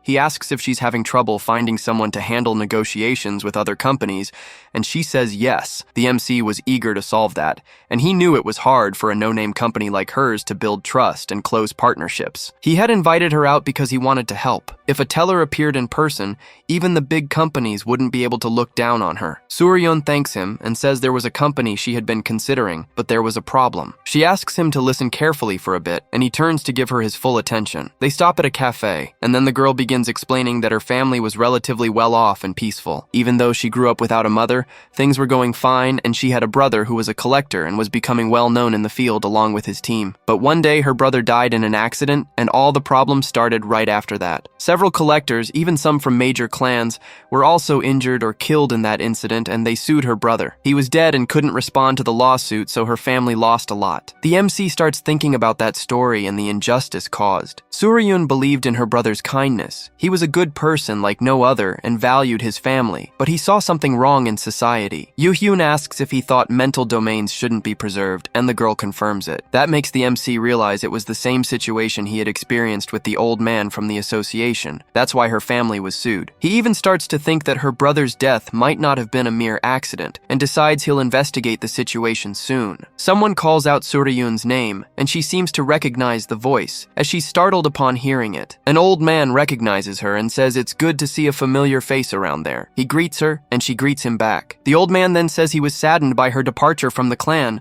but heard she had opened her own agency. Was she at least making any money? Yoo-hyun asks the girl who that man is, and she replies that he's a senior from her previous job, John Kwang-sok. He belittles the protagonist, saying he looks weak, and asks Soo-hyun if he's a collector under contract with her. Surprised, the old man compliments her, saying most personal agencies don't last long in the business, and asks how she managed to get a collector. Still provoking the girl, he asks if she's capable of handling a collector properly, but the MC cuts him off and calls out the old man's name. He approaches the boy and introduces himself, asking if he was already familiar with her agency. The MC introduces himself politely. The old man says he hadn't heard of him before and asks his rank, but the MC interrupts again and tells him to get lost. This angers Kwang-sok, who demands to know how he dares to speak to him that way. He looked so young. Did he have no manners? Yoo-hyun replies that what he really wanted to do was beat the old man up, but he was holding back out of respect for Soo-hyun, though the old man had been rude. The girl stands up and asks the MC to stop with the provocations, but Kwang-sok was already angry and begins insulting the boy. The MC looks at Soo-hyun and says that insulting her was the same as insulting him. Didn't she want him to do something? The old man then asks what their relationship was, suggesting there was something between them. He says that if he had known about her talents, she could have come to him at work too. Laughing, he adds that way he could have had some fun as well. In the next instant, the old man's head is spinning backward from the blow the protagonist landed on him. The old man is thrown back, and his companions panic when they see it. The two men ask if the MC had lost his mind, while the old man is still lying on the ground like a piece of trash. He gets up, shouting that the boy was a criminal for attacking a civilian. Being a collector, he would pay for this. Kwang-sok tells one of his men to call the special unit, but the MC says it's useless, even if they do call them. Yoo-hyun wasn't a collector to begin with, so he hadn't broken any laws. The old man looks confused and asks. In response, the MC asks how he plans to punish a teller using collector laws. With a trembling voice, the old man is startled to realize the boy is a teller, and the MC tells him to go on. Keep saying what he was saying earlier. The men begin to surround him, saying that even if he's a teller, he'd cross the line, and if he didn't stop, they wouldn't just stand there. Smiling, the MC asks if that's really what they want to do. He says they can use their weapons, but the moment they do, they'll be eliminated. Yoo-hyun had a terrifying expression on his face as he threatened the lives of those fools. He tells the three of them to get out of there before he wipes them off the face of the earth, and they are terrified by his words. The three of them run away like a bunch of clowns, while the MC just watches the pathetic scene. Soo-hyun is impressed and the MC asks what she thought. He was pretty reliable, right? Breathing a sigh of relief, she says she can't stop him. Back to their conversation, she asks why he chose her, as we see the poor staff member cleaning up the mess. After the incident, she ended up blacklisted by the clans and could never partner with other companies again. Yoo-hyun asks if she held a grudge against her brother. The girl replies that at first, yes, but after thinking it over, she knew he wasn't a bad person. He just messed with the wrong people. The boy asks if she's going to accept that injustice without doing anything, and she asks what she could possibly do against those people. He agrees with her concern, but says that's exactly why he wants to help her, which surprises the girl. Smiling and standing up, he says he wants to turn this world upside down and prove to all those idiots that they were wrong. That might sound absurd at this moment, but soon enough he would change the girl's mind, and he invites her to start looking for partners right now. Extending his hand, he says he'll help her, which leaves her completely speechless at first, but soon she becomes really happy. Grabbing his hand, she says he might end up regretting it, but he says he's the kind of person who acts first and thinks later. The scene changes, and we see an old man thanking them for the deal. Leaving the place, Soo-ryun finds it surprising that the agreement worked out and says it was thanks to the MC, but he says he just did what he could. Frustrated, the girl asks why he would even need her as a manager if he was solving everything by himself, but he says they need to help each other grow. Looking at her, Yoo-hyun says they were all in the same boat, and that she might be weak in this area, but she was extremely strong in others. Now it was time to laugh. If they didn't return soon, Hyurim might start saying something, and Soo-ryun asks if they should buy something for her. Back at the office, the MC was waiting outside for something. Screaming is heard from inside the room. One of the girls was telling the other to keep her head up so she wouldn't waste her makeup. The two girls come out of the room, and we see that Hyurim looks stunning in her dress. She asks the MC what he thinks of her look. The MC replies that he knew she was pretty, but today she was even more beautiful, which sends her over the moon with joy. It was time to go. As they enter the building, Hyurim comments that the place is huge, and Yoo-hyun says it's one of the biggest magazines in the nation. Reaching the reception desk, he says they were there for an interview, and the receptionist directs them to the 7th floor. Yoo-hyun thanks him while we get a beautiful view of Hyurim in serious mode, trying not to show off too much. That leaves the receptionist totally flustered, while Soo-ryun and the other two decide to go separate ways since she had something else to do. The two leave while the receptionist is still blushing. I get him. I'm afraid of pretty women too. Arriving in the room, they're greeted by a woman who says she had been waiting for them. She asks who Yoo-hyun is, and he introduces himself as Hyurim's manager. He was there to support her. Happy to see that Hyurim had another manager besides Soo-ryun, she introduces herself as Shin Gar-young, a friend of Soo-ryun. Starting the interview, she says they were doing something no one had done in years, and asks what their goal was in clearing mental domains. Hyurim calmly responds that she doesn't need a reason to do it. As a collector, she's simply doing what she should. The interviewer asks about her future plans and what she thinks of being called the Empress of the Sword by others. The girl gives her answer. We don't get to hear it, but it seems it excited the interviewer, who says there's nothing to worry about. Changing the subject, she looks at the MC and says there's something she heard recently. She wanted to ask about the teller who was with the humans, something very uncommon for them. Finding that interesting, she mentions the story of someone giving up their protective blessing to become a collector, and the MC realizes she knows it's him. Owning up to it, he says he's the teller that the rumors are about. Even more excited, she admits she had a feeling he was the famous teller. The girl apologizes if it sounds rude, but she wanted to ask something purely out of curiosity, not just for journalism. Yoo-hyun asks what it is. He could answer as long as it's not something problematic, and she wants to know why they clear mental domains. He says it was just to gain popularity faster, but she questions if that's really the only reason. Understanding the situation, the boy says it doesn't matter, but yes, he had a bigger goal in mind, because he saw something others didn't. Standing up, he says the interview would end there. After all, the real star was the Empress of the Sword, not him. The interviewer seems to catch the hint and agrees to end the interview at that point. Teasing Hyurim, she says she'd also like to have the kind of relationship where she could contact Yoo-hyun personally, which makes Hyurim jealous. Back in the building lobby, they meet up with Soo-ryun, who greets them. She asks how the interview went and says the interviewer is very playful. The MC says it ended well, though Hyurim's face says otherwise. Looking around carefully, he notices the place was packed and very noisy. Someone famous must have been there. A popular collector, he was there with two women serving as his security, and many people were thrilled by his presence. White Lotus asks what the deal was with that guy, but the MC wasn't the least bit interested in him. Yoo-hyun tries to get Soo-ryun to leave with him, but she seemed too excited by the collector's presence to hear him. Once again, the protagonist tries to get her attention, which startles the girl and leaves her confused confused about what she had done. Curious about the situation, he grabs the collector's book to see what he was doing to attract so much attention from women. One of his traits was called Casanova, and he wonders what the hell that even meant. Did the guy just have some kind of sex appeal? The collector starts walking toward the MC,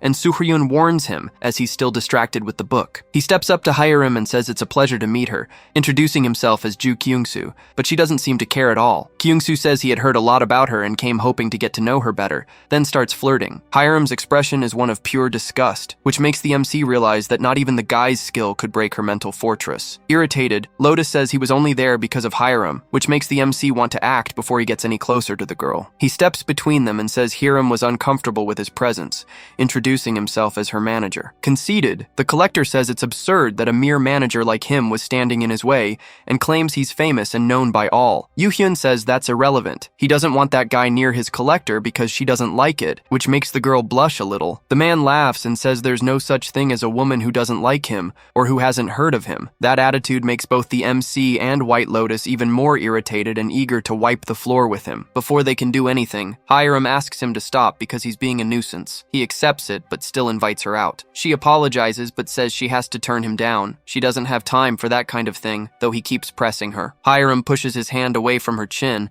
and asks him to step away from her immediately, and that seems to make him more serious. Smiling again, he says he tried talking to her nicely, but apparently that's not going to work. Taking off his gloves, he tosses them to her, which leaves the girl completely confused. He then says he wants to request a duel with the Empress of the Sword. The NPCs behind the collector start getting excited at the idea of seeing their idol duel and hope he wins. Lotus asks if it's okay for collectors to fight each other, and the MC says the government has no issue with it. It's better than them scheming in secret. Still, Lotus notices that Hiram doesn't seem at all interested in declining the challenge, which actually makes the MC happy. He looks at her and says she can accept it if she wants. She didn't seem interested in avoiding the fight. Hiram smiles and says that's great. She would accept the duel with the pretty boy Casanova. The collector is thrilled, confident that victory is guaranteed simply because Hiram is ranked lower than he is. There was nothing a rising rookie could do against him, a member of the great clan Hesiod. Grinning, he keeps thinking about how easily he's going to put her in her place, practically drooling at the thought of taking her down right there. Yoo-hyun whispers something into the girl's ear, and she tells the pretty boy she won't duel him now, but in 3 days, which leaves the man a bit confused. Believing she wouldn't improve at all in 3 days, he accepts her conditions. As he walks away, he says they can use a venue from the association itself for the battle, and that he'll be waiting for her in 3 days. Still holding his book, the MC already knew he was from the Hesiod clan, but he also knew exactly how he would crush that pride. The interviewer shows up behind them, asking what all the commotion was, and Soo-hyun says that Kyung-soo passed by. She makes a huge face of disgust, and the MC asks if she knows him. Saying yes, she replies that he makes her uncomfortable with his stares.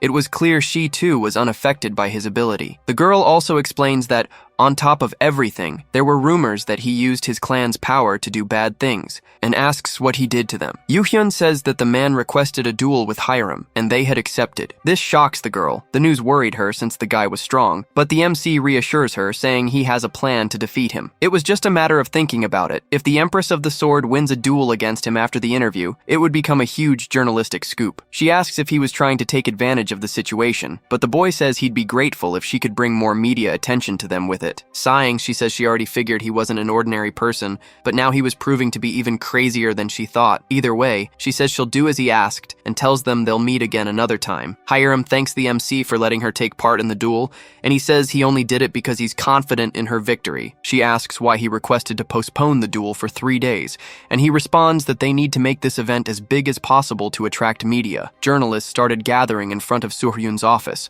wanting to interview Hiram about the duel, and the situation was exhausting the girl. Garyong had really managed to bring a lot of attention to them. The MC knows that even though Hiram is recognized by the spirits, regular people still didn't know her. They needed this exposure. Still, she seemed calm, just sitting and practicing her cultivation, even amid all the fuss about what she would do in the duel. She still had the potential to become even better than she was in her past life.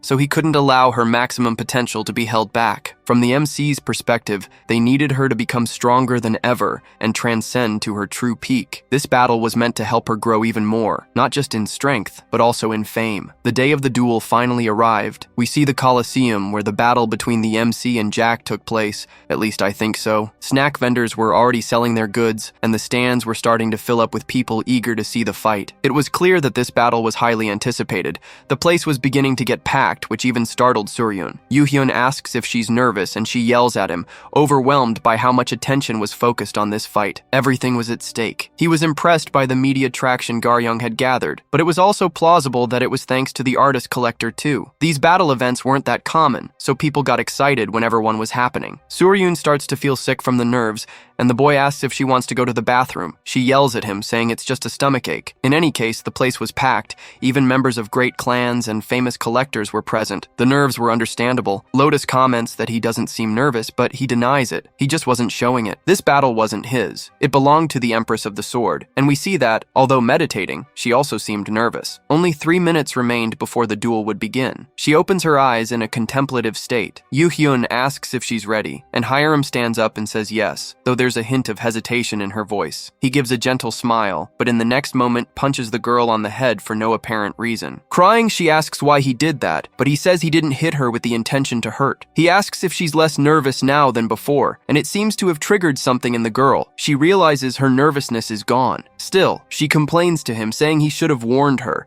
but the MC responds that if he had, it wouldn't have had the same effect. Yelling, she says just wait until he gets nervous. She'll do the same. But right after, she thanks him for being by her side. The battle was about to start. The system orders the fighters to enter the arena and also informs them that the divine spirits are excited about the fight. There were already 4,500 viewers watching the duel, and all of them were cheering for the Empress of the Sword. Both were now in the arena. A field is generated around them. Trees begin to appear, and they now find themselves in a place resembling a forest. The rules were as follows. The battle would end if one of them surrendered or became unable to fight. There would be monsters present that would grant them points when defeated, and each monster had a different point value as well. They had 3 hours to complete the duel. If there was no knockout within that time, the winner would be the one with the highest score. Killing was prohibited. Anyone who broke this rule would be punished according to the association's regulations. All the rules were explained. With cheers from the stands and spectators, the system announced that the battle could now begin. A massive explosion occurred the instant the match started,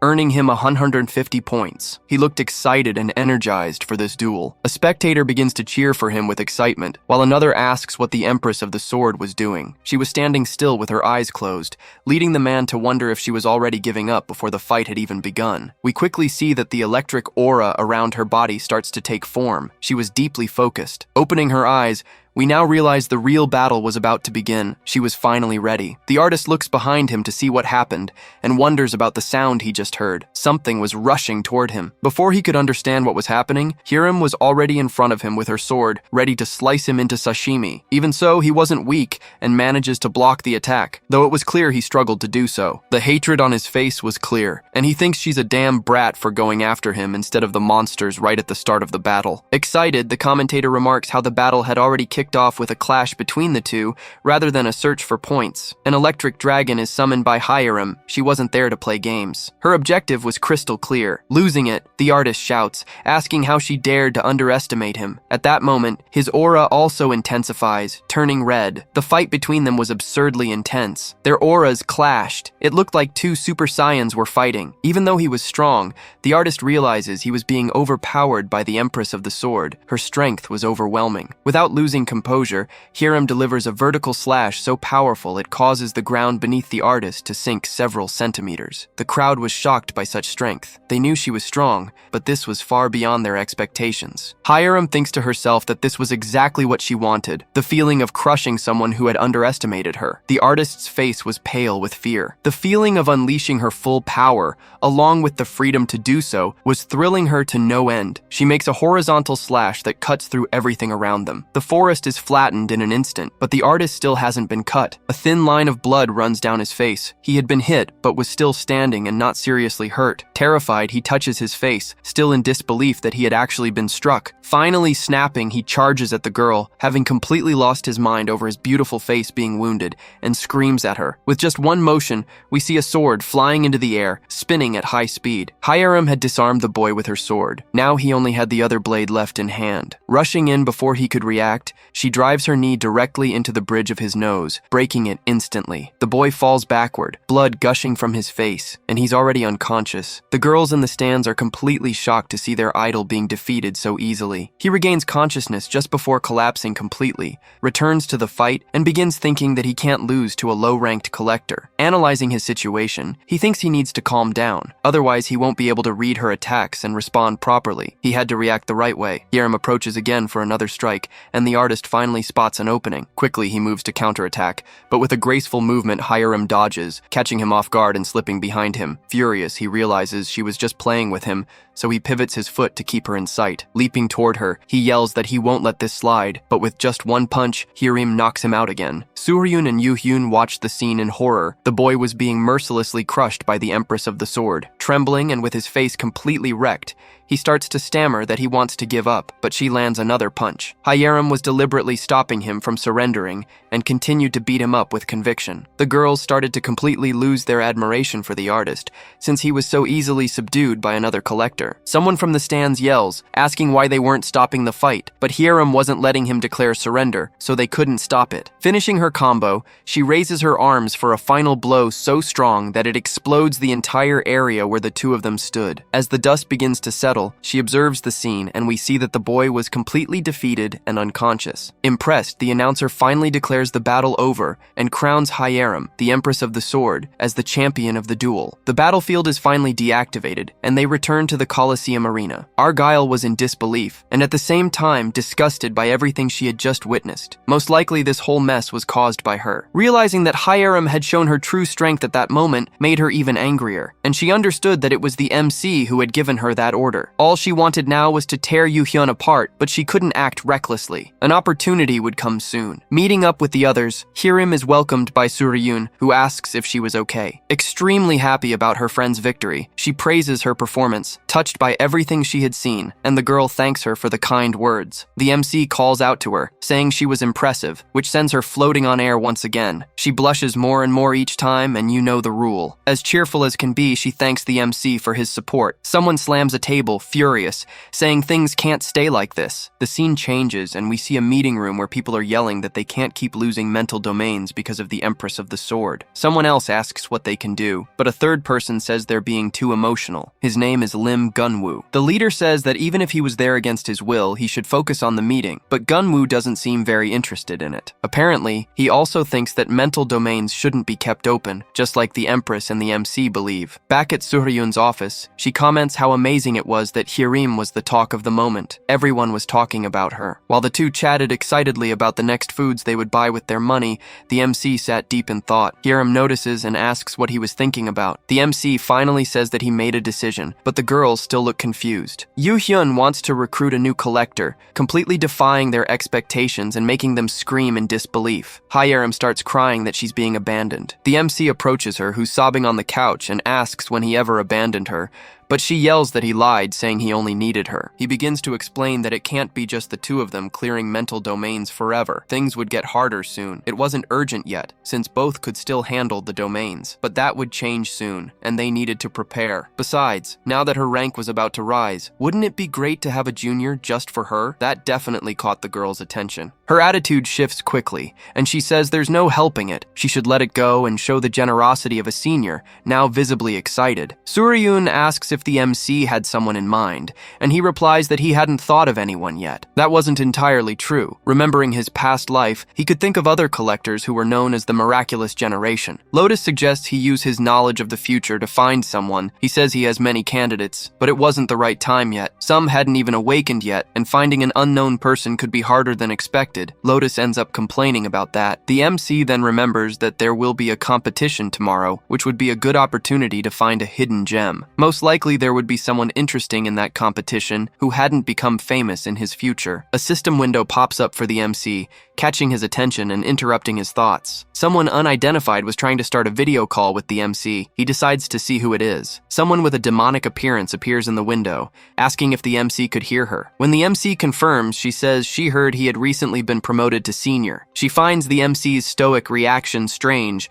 and says she thought he'd react differently, but congratulates him. Suryun asks who it is, but he doesn't know. Annoyed, he tells them to back off so he can have a bit more privacy. Carefully, he notices the horns on the girl's head. He finally remembers. It was that horned guy he saw during the new teller's initiation ceremony. This makes the girl furious, and she says she's not a guy. Her name is Alicia. He thinks to himself that she actually looks really beautiful now, but doesn't say anything, and asks how her career as a teller has been going. Excited, she says she got help from the seniors in her department and is currently working in a world called Altalan. The teller girl is already convinced she has beaten him because she's reached 500 viewers in her library and praises her collector. The MC asks if he's a bad boy noble, and she asks how he knew that. Yu-hyun gives a detailed description and startles the other teller. He's satisfied to have guessed the story of her collector and realizes she picked an interesting archetype, but she wants to talk about something else. She asks if he's seen the teller's forum recently. The MC says he hasn't checked it in a while, and she tells him to look because something interesting happened. Without giving more explanation, she says she's busy and ends the call,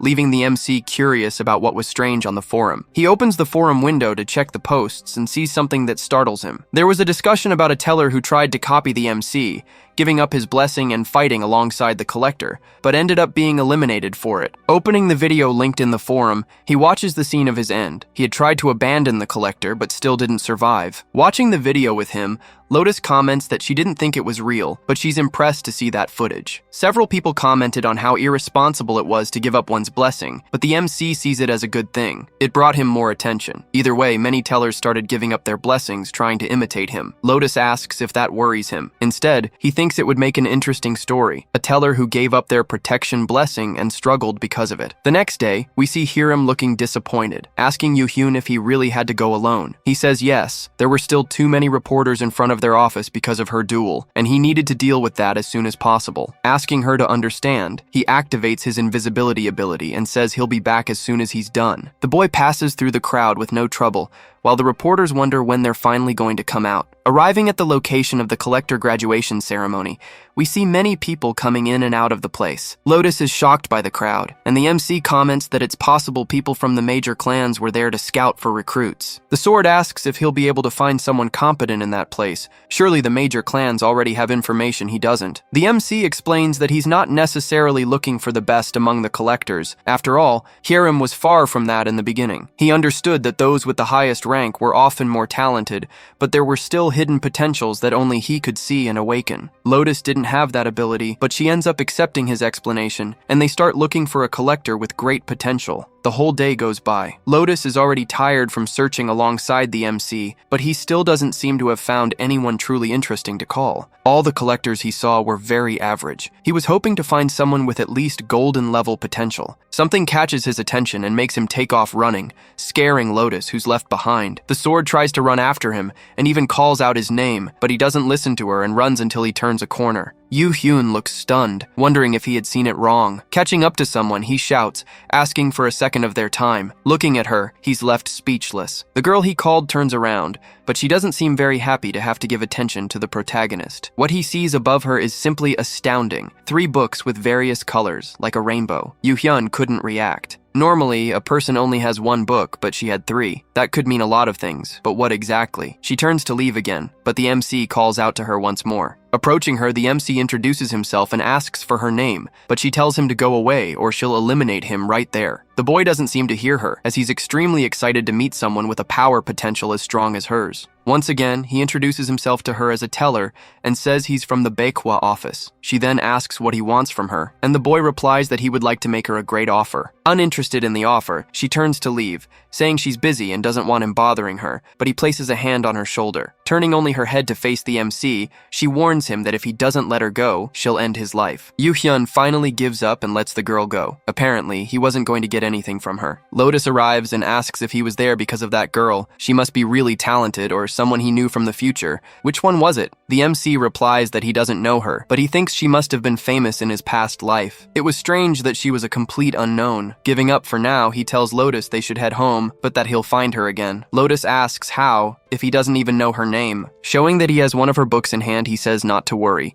He knew he'd see her again soon. Back at the office, the MC asks Suryun to find someone named Kwon Jia, who had recently graduated. The girl asks if that's the person he wants to recruit, and he confirms that yes, she is. He had thought he could find her just by using the book he got, but one book wasn't enough. Suddenly appearing behind the protagonist, Hiram asks if that was a woman's name, and he replies that yes, it was a woman. Devastated, she starts crying and throwing herself on the floor in jealousy, but the MC explains that he didn't choose her because she was a woman. Hiram won't listen. Suryun finally finds her, but is shocked by the information she discovered. The MC asks if there was a problem. She explains that the girl graduated near the bottom of her class, and even though she had great combat skills, she was terrible at teamwork. Apparently, she even got into a fight at school and was almost expelled, so she barely graduated. She was truly powerful, strong enough to beat up several high-ranked students, but because of her personality, no one wanted to hire her. Suryun confirms with the MC if this is really the person he wants to recruit, and he replies yes, without any hesitation. All those books about her were proof that she could become even stronger than Kang Hiram. Poor Hiram. She's going to be replaced. Yoo-hyun walks off for a bit, and Suryun asks if he's going to hire her now, but he says there's no rush. Actually, he was leaving because he had to go somewhere to meet someone. Arriving at the place, we see a sign that says waiting at the door, street food. He thinks the restaurant's name is strange, but decides to go in. The name becomes less strange once you know who owns the place. The door opens, and a woman looks back to see who it is. She welcomes the MC and asks if he wants a table for one, but he simply asks if she's Choi Do-yoon's mother. A bit startled, she asks how he knows her Choi Do-yoon, but he replies that he's the one who contacted her a while ago. Sitting at the table, she then asks if the MC knows where her son is, but he replies that he doesn't. If he doesn't know where he is but knows his name, then that must be proof that he's alive, right? The MC quickly responds yes, Do-yoon is alive. Hearing that news brings her great relief and emotion. It was a massive comfort for her pain. She asks for the MC's name, calling him her savior, but he asks her not to call him something as heavy as savior. Yoo-hyun explains that he's just a teller who is curious about Do-yoon's family, and his mother asks how he knows her son. The boy replies that tellers work in various worlds and hear stories from different dimensions and planets. The truth is, the MC didn't know what Choi Do-yoon was doing in the other dimension. He only knows that the boy is alive and will return in the end. That makes him remember how he seemed like a sad person when he returned, but his personality ended up becoming distorted afterward. Maybe it happened because his mother had died in that reality, which made him hate everything that had happened and the imminent destruction of Earth. Interrupting the MC's thoughts, his mother says he had always been mature for his age. He was born without a father, but it never bothered him. Maybe that's why she had always been so apologetic toward him. In the end, he was just a child who wanted to be one, but she couldn't do anything for him. The day he disappeared, it was as if her world had completely collapsed. Losing him and feeling powerless was devastating. She says that if he's really alive, maybe he's better off in that other world than with a poor mother. But the MC doesn't let her finish. Firmly, he says she might feel guilty for his disappearance, but he's definitely working hard to come back to his mother. He said the boy is alive, but never said he's happy where he is, and trusts that she understands what he means by that. The MC knew that even with power, fame, and fortune in the other dimension, he chose to return to Earth, not for grandeur. His reasons were much simpler than anything else. He just wants to reunite with his family when he goes back. Emotional, Choi Do-yoon's mother agrees with the MC and says he's right. In the end, they were family, and her son definitely wanted to see her again just as much as she wanted to see him. She thanks the MC for everything. Wiping her tears, she says the boy seems to know her son very well, but he replies that he only heard about him from others. Understanding the situation, she says she just thought her son had found a good friend. Mothers really do have great instincts, the protagonist thinks. The woman was about to offer him dinner when someone storms into the restaurant, shouting, interrupting their conversation. 3 very strong-looking men show up, saying they had told her to shut the restaurant down before, but she didn't obey. Standing up, Do-yoon's mother asks who they think they are to say that, but they start to subtly threaten her. She asks them to leave, saying she had a customer there, but they scoff at her and say no one would want to eat in that dump. The argument starts to escalate, but the MC still hasn't moved to do anything. He just watches everything silently. Thinking out loud, he says he didn't really want to do anything good for that guy, but helping his mom wouldn't hurt, which irritates one of the men. Furious, he tries to punch the protagonist, yelling at him to leave already. The scene shifts to the outside of Do-yoon's mother's restaurant, and in the next moment, the three men are being thrown out. They scream in pain, their arms and legs broken, as the MC also walks out of the shop toward them. Panicked, one of them shouts in desperation that a collector can't lay hands on civilians, but the MC says that threat is meaningless. He's not a collector. Yoo-hyun drags the three away from the restaurant, commenting how people like them always say the same things, like bots. The four of them reach a deserted alley, and the MC looks at them lying on the ground and asks where their office is, but they refuse to talk. They even think the MC is going there to apologize for hurting them, but all he wants is to fix the problem at its root. He pulls one of their books and, reading the information, discovers the location of their hideout, leaving them in a panic. One of them screams, asking who sent him to mess with them, but the MC says he's not going to do anything more to them. He has something else in mind. His plan was to go to their hideout, stir up chaos, and then say it was them who gave up the location so easily. They still try to threaten the MC again, but he doesn't get intimidated and starts walking away from them, to the point they start swearing at him. The MC then turns back to the three and says he loves being called a bastard. What a weird fetish Yoo-hyun's got. Leaving the alley, he carves a silence inscription there so no one else can hear their shouting and cursing. Back at the restaurant, Do-yoon's mother asks if he's okay, but the MC says he already dealt with them. It was easy for him, after all, he's a teller. He also inscribes a seal to prevent intruders from entering and says they won't be coming back there anymore. She could rest easy. As he leaves, he says goodbye to her, and the woman thanks him for everything he did for her today. The MC's intention was to head to the bandits' hideout and take care of another task he had in mind. Hurried footsteps and people shouting that there was an enemy nearby, asking who the bastard was that was doing this. Yoo-hyun was standing still, while everyone who had tried to attack him was lying on the ground like garbage bags. Several other men were still standing, and one of them asked how he found that place. He replied that one of their subordinates told him. Rushing at the MC with a baseball bat, he yells, asking how the kid dared to show up there, but Yoo-hyun doesn't even flinch. In the next instant, he dodges the bandit's swing, which hits the ground so hard that it explodes. The MC realizes that guy was a collector and concludes someone bigger must be behind them, someone rich enough to have a collector working for them. Excited, Yoo-hyun says he just unexpectedly caught a really big fish. Someone yells to eliminate the protagonist,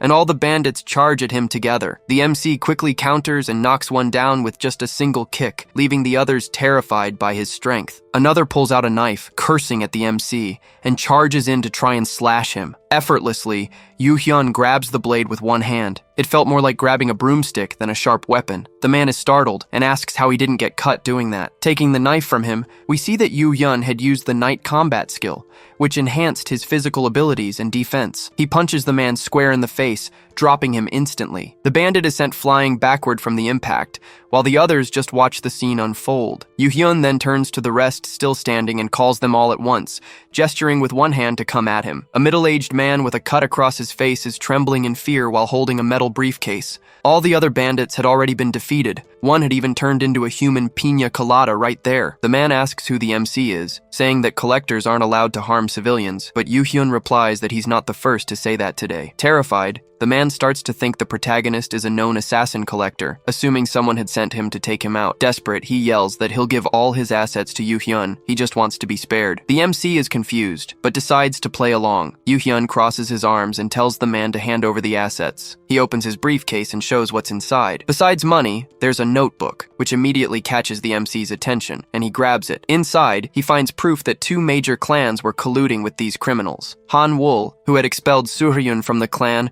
and an even bigger one, the Twilight Curtain clan. Most of that clan's collectors were part of the pentagram department. Did that mean their involvement too? Why on earth would that clan be involved in real estate? Business linked to collectors in that sector was incredibly suspicious. Suddenly, the protagonist has an insight. Maybe the goal was a mental domain in that area they were trying to hide. A mental domain even the government didn't know about, and a clan trying to keep it secret to monopolize it. The MC interrupts his own thoughts and tells the man to open the safe behind him, but the man refuses. freeze, terrified. Yoo-hyun knew the refusal only confirmed that whatever was in that safe was truly important, and he needed to see it. He uses his system to teleport the safe into his library, causing the bandit to fall backward from shock at its sudden disappearance. Panicking, the man asks where the safe went, but the MC changes the subject, saying he couldn't leave the bandit standing while the others were knocked out. He turns to the MC, confused, and asks what he said, but with just one punch, the bandit is knocked unconscious. In the observation room,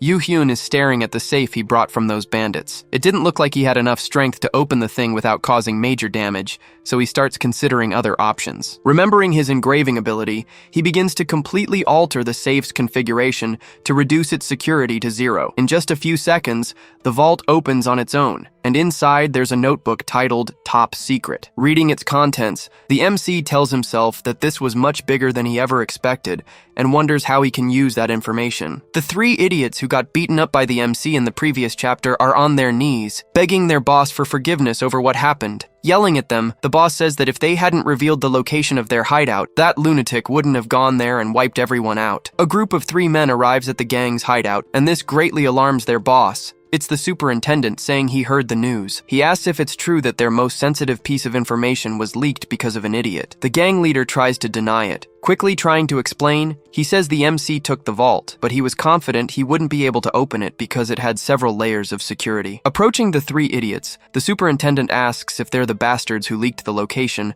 and the boss confirms they are. He says he understands, and makes a small gesture with one hand. Blood splatters everywhere, and the heads of the idiots are separated from their bodies. They were no longer alive, and the boss is horrified. Leaving, the superintendent says he'll spare the boss's life since it was his first mistake, and the man thanks him. Before actually leaving, he asks if the boss remembers the intruder's face. The boss says yes and starts trying to describe it to the other man. He tries to recall it, but his memory is too foggy. He can't manage to describe the man's face to the superintendent. Realizing what happened, the superintendent explains that the intruder is very skilled and blocked his memories. The vault would have been easy for him too. It was time to shut down all offices in that area. If anyone reveals what happened there today, they'll show up again. The superintendent was furious at the audacity of the one who dared to meddle with the Twilight Curtain so boldly he would make the intruder pay. The scene changes, and we see Lotus's face full of awe. They were in front of celestial body Ients, and she says it's her first time there. Seeing 2 armored soldiers, she asks if they're tellers like the MC, but he says they're just guardians and different from him. Their armor granted them incredible power to fight enemies. It was like a suit of power. Depending on their rank, the level of the armor varied. He was explaining all this to White Lotus when something happened. A pair of frightening yellowish eyes fixated on the MC, and he felt the heavy gaze. Looking upward, he tries to understand what happened, but can't see anything and wonders who could be staring in that direction. Lotus calls his attention. The promotion ceremony is about to begin, and they can't be late, and he agrees. We see the outside of the Celestial Body INC building for a moment, then the smile of a very old man who recognizes Yoo-hyun. He looks like a villain and is very interested in the MC. Someone as entertaining as him hadn't appeared at the company in a long time. The eyes that looked upward and the flaming desire within them had him excited. This old man only hopes the boy can show a story interesting enough to set the mixed world ablaze. At that moment, the boy gets chills and mentally comments to Lotus. She asks if he's nervous, and he mentions the gaze he felt earlier. She says it wasn't just a feeling. She also sensed that strange stare when the MC looked upward, though she hadn't said anything at the time. This surprises the MC. This wasn't just a weird sensation, and he starts thinking about who could have cast that gaze on him. His thoughts land on one of the first tellers, the CEO of Celestial Body Inc., Juni Wang Lotpiut, or at least that's what he managed to read. He starts to worry that this guy could one day be his opponent, but ends up pushing that thought out of his mind. At the moment, the best option he had was to simply ignore him. If that really was the case, that man would be far too powerful for the protagonist. Someone calls for the MC's attention, telling him to hurry. Lotus was calling him, saying the promotion ceremony was about to begin. On stage were two tellers alongside the protagonist, and someone was asking the audience to applaud them for their achievement. Some already recognized the MC, especially for giving up his blessing and still earning a promotion in record time. Almost all the tellers were staring at Yoo-hyun, and he was aware of it. Was he already becoming the target of potential envy? Everyone there seemed interested in him, including the company's CEO. That would have been impossible for his former self. The truth was, he was satisfied with this new life and wanted to keep moving forward with it, working even harder than before. The ceremony ends quickly, which frustrates Lotus a bit because of how fast the promotion happened, but the MC already expected this and wanted to leave. Lotus complains, asking why he wants to leave so quickly, but he just didn't want to stick around long enough for the departments to try and recruit him. The sword asks if he had somewhere to run off to, and we see he was returning to that old man's library. Confused, Lotus asks what kind of stuffed-up place that was. He reaches the spot where the old man was, who at first doesn't recognize him and asks who he is. Quickly realizing who it was, he greets the MC and says it's been a month since they last saw each other. The MC asks how he's been. He replies that he heard the boy got promoted, and it makes him feel embarrassed. Changing the subject, the old man comments that the reason he came must be because he wanted him to fulfill the promise he once made to the MC. Yoo-hyun says he doesn't want to keep calling him old man forever, and he agrees. Galiaz, his name was Galiaz, and this shocks the MC. That was none other than the guardian of the Dragon King. Surprised, Lotus asks who he was, since she didn't even recognize the name. Yoo-hyun explains that there are many stories in the mixed world, and asks if she had heard of the great divine dragonic force. It was the power of the divine dragon spirits, who gathered many dragons of different species, and among them were 7 of the most powerful. They were known as the Dragon Kings, naturally powerful by nature. They were strong from birth and only got stronger as they aged. Among all species,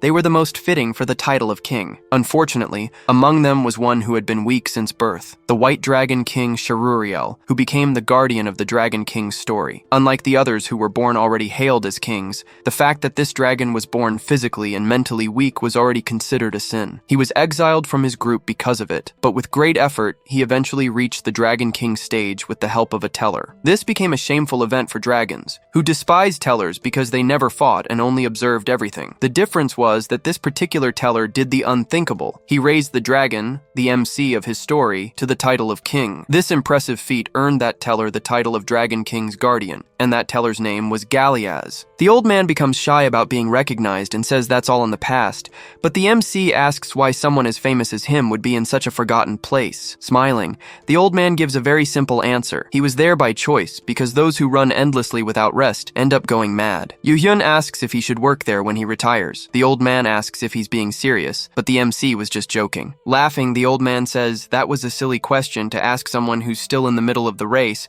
and that catches the boy's attention. He says the old man could still keep running too, and that leaves him a little confused. Motivationally, the MC says that age doesn't matter. The moment you decide to do something that ignites your passion, that's your best moment. That leaves Galiaz a bit thoughtful. The MC's words clearly struck a chord with him. A system window pops up, informing them that only 10 minutes remain until the end of the teller promotion ceremony. Realizing the situation, Galiaz says it's time for him to go back. He'd spent too long with the old man. The MC agrees but says he'll return. That makes the old man happy. He wanted to have more conversations like this with the protagonist in the future. Yoo-hyun seemed truly impressed to be in front of someone so important. It looked like a really good friendship was forming. Trying to return discreetly, Lotus and the MC scan the area, looking for the station so they can head back to Earth without drawing attention. It was at least funny seeing someone who liked attention so much trying to go unnoticed, but something makes him go on alert the next instant. A very tall red-haired woman appears in front of the MC, startling him for a second. She wore an eye patch over her left eye and asks if he had just come out of the recording room. She looked quite serious. A bit annoyed to find Tellers still in the room,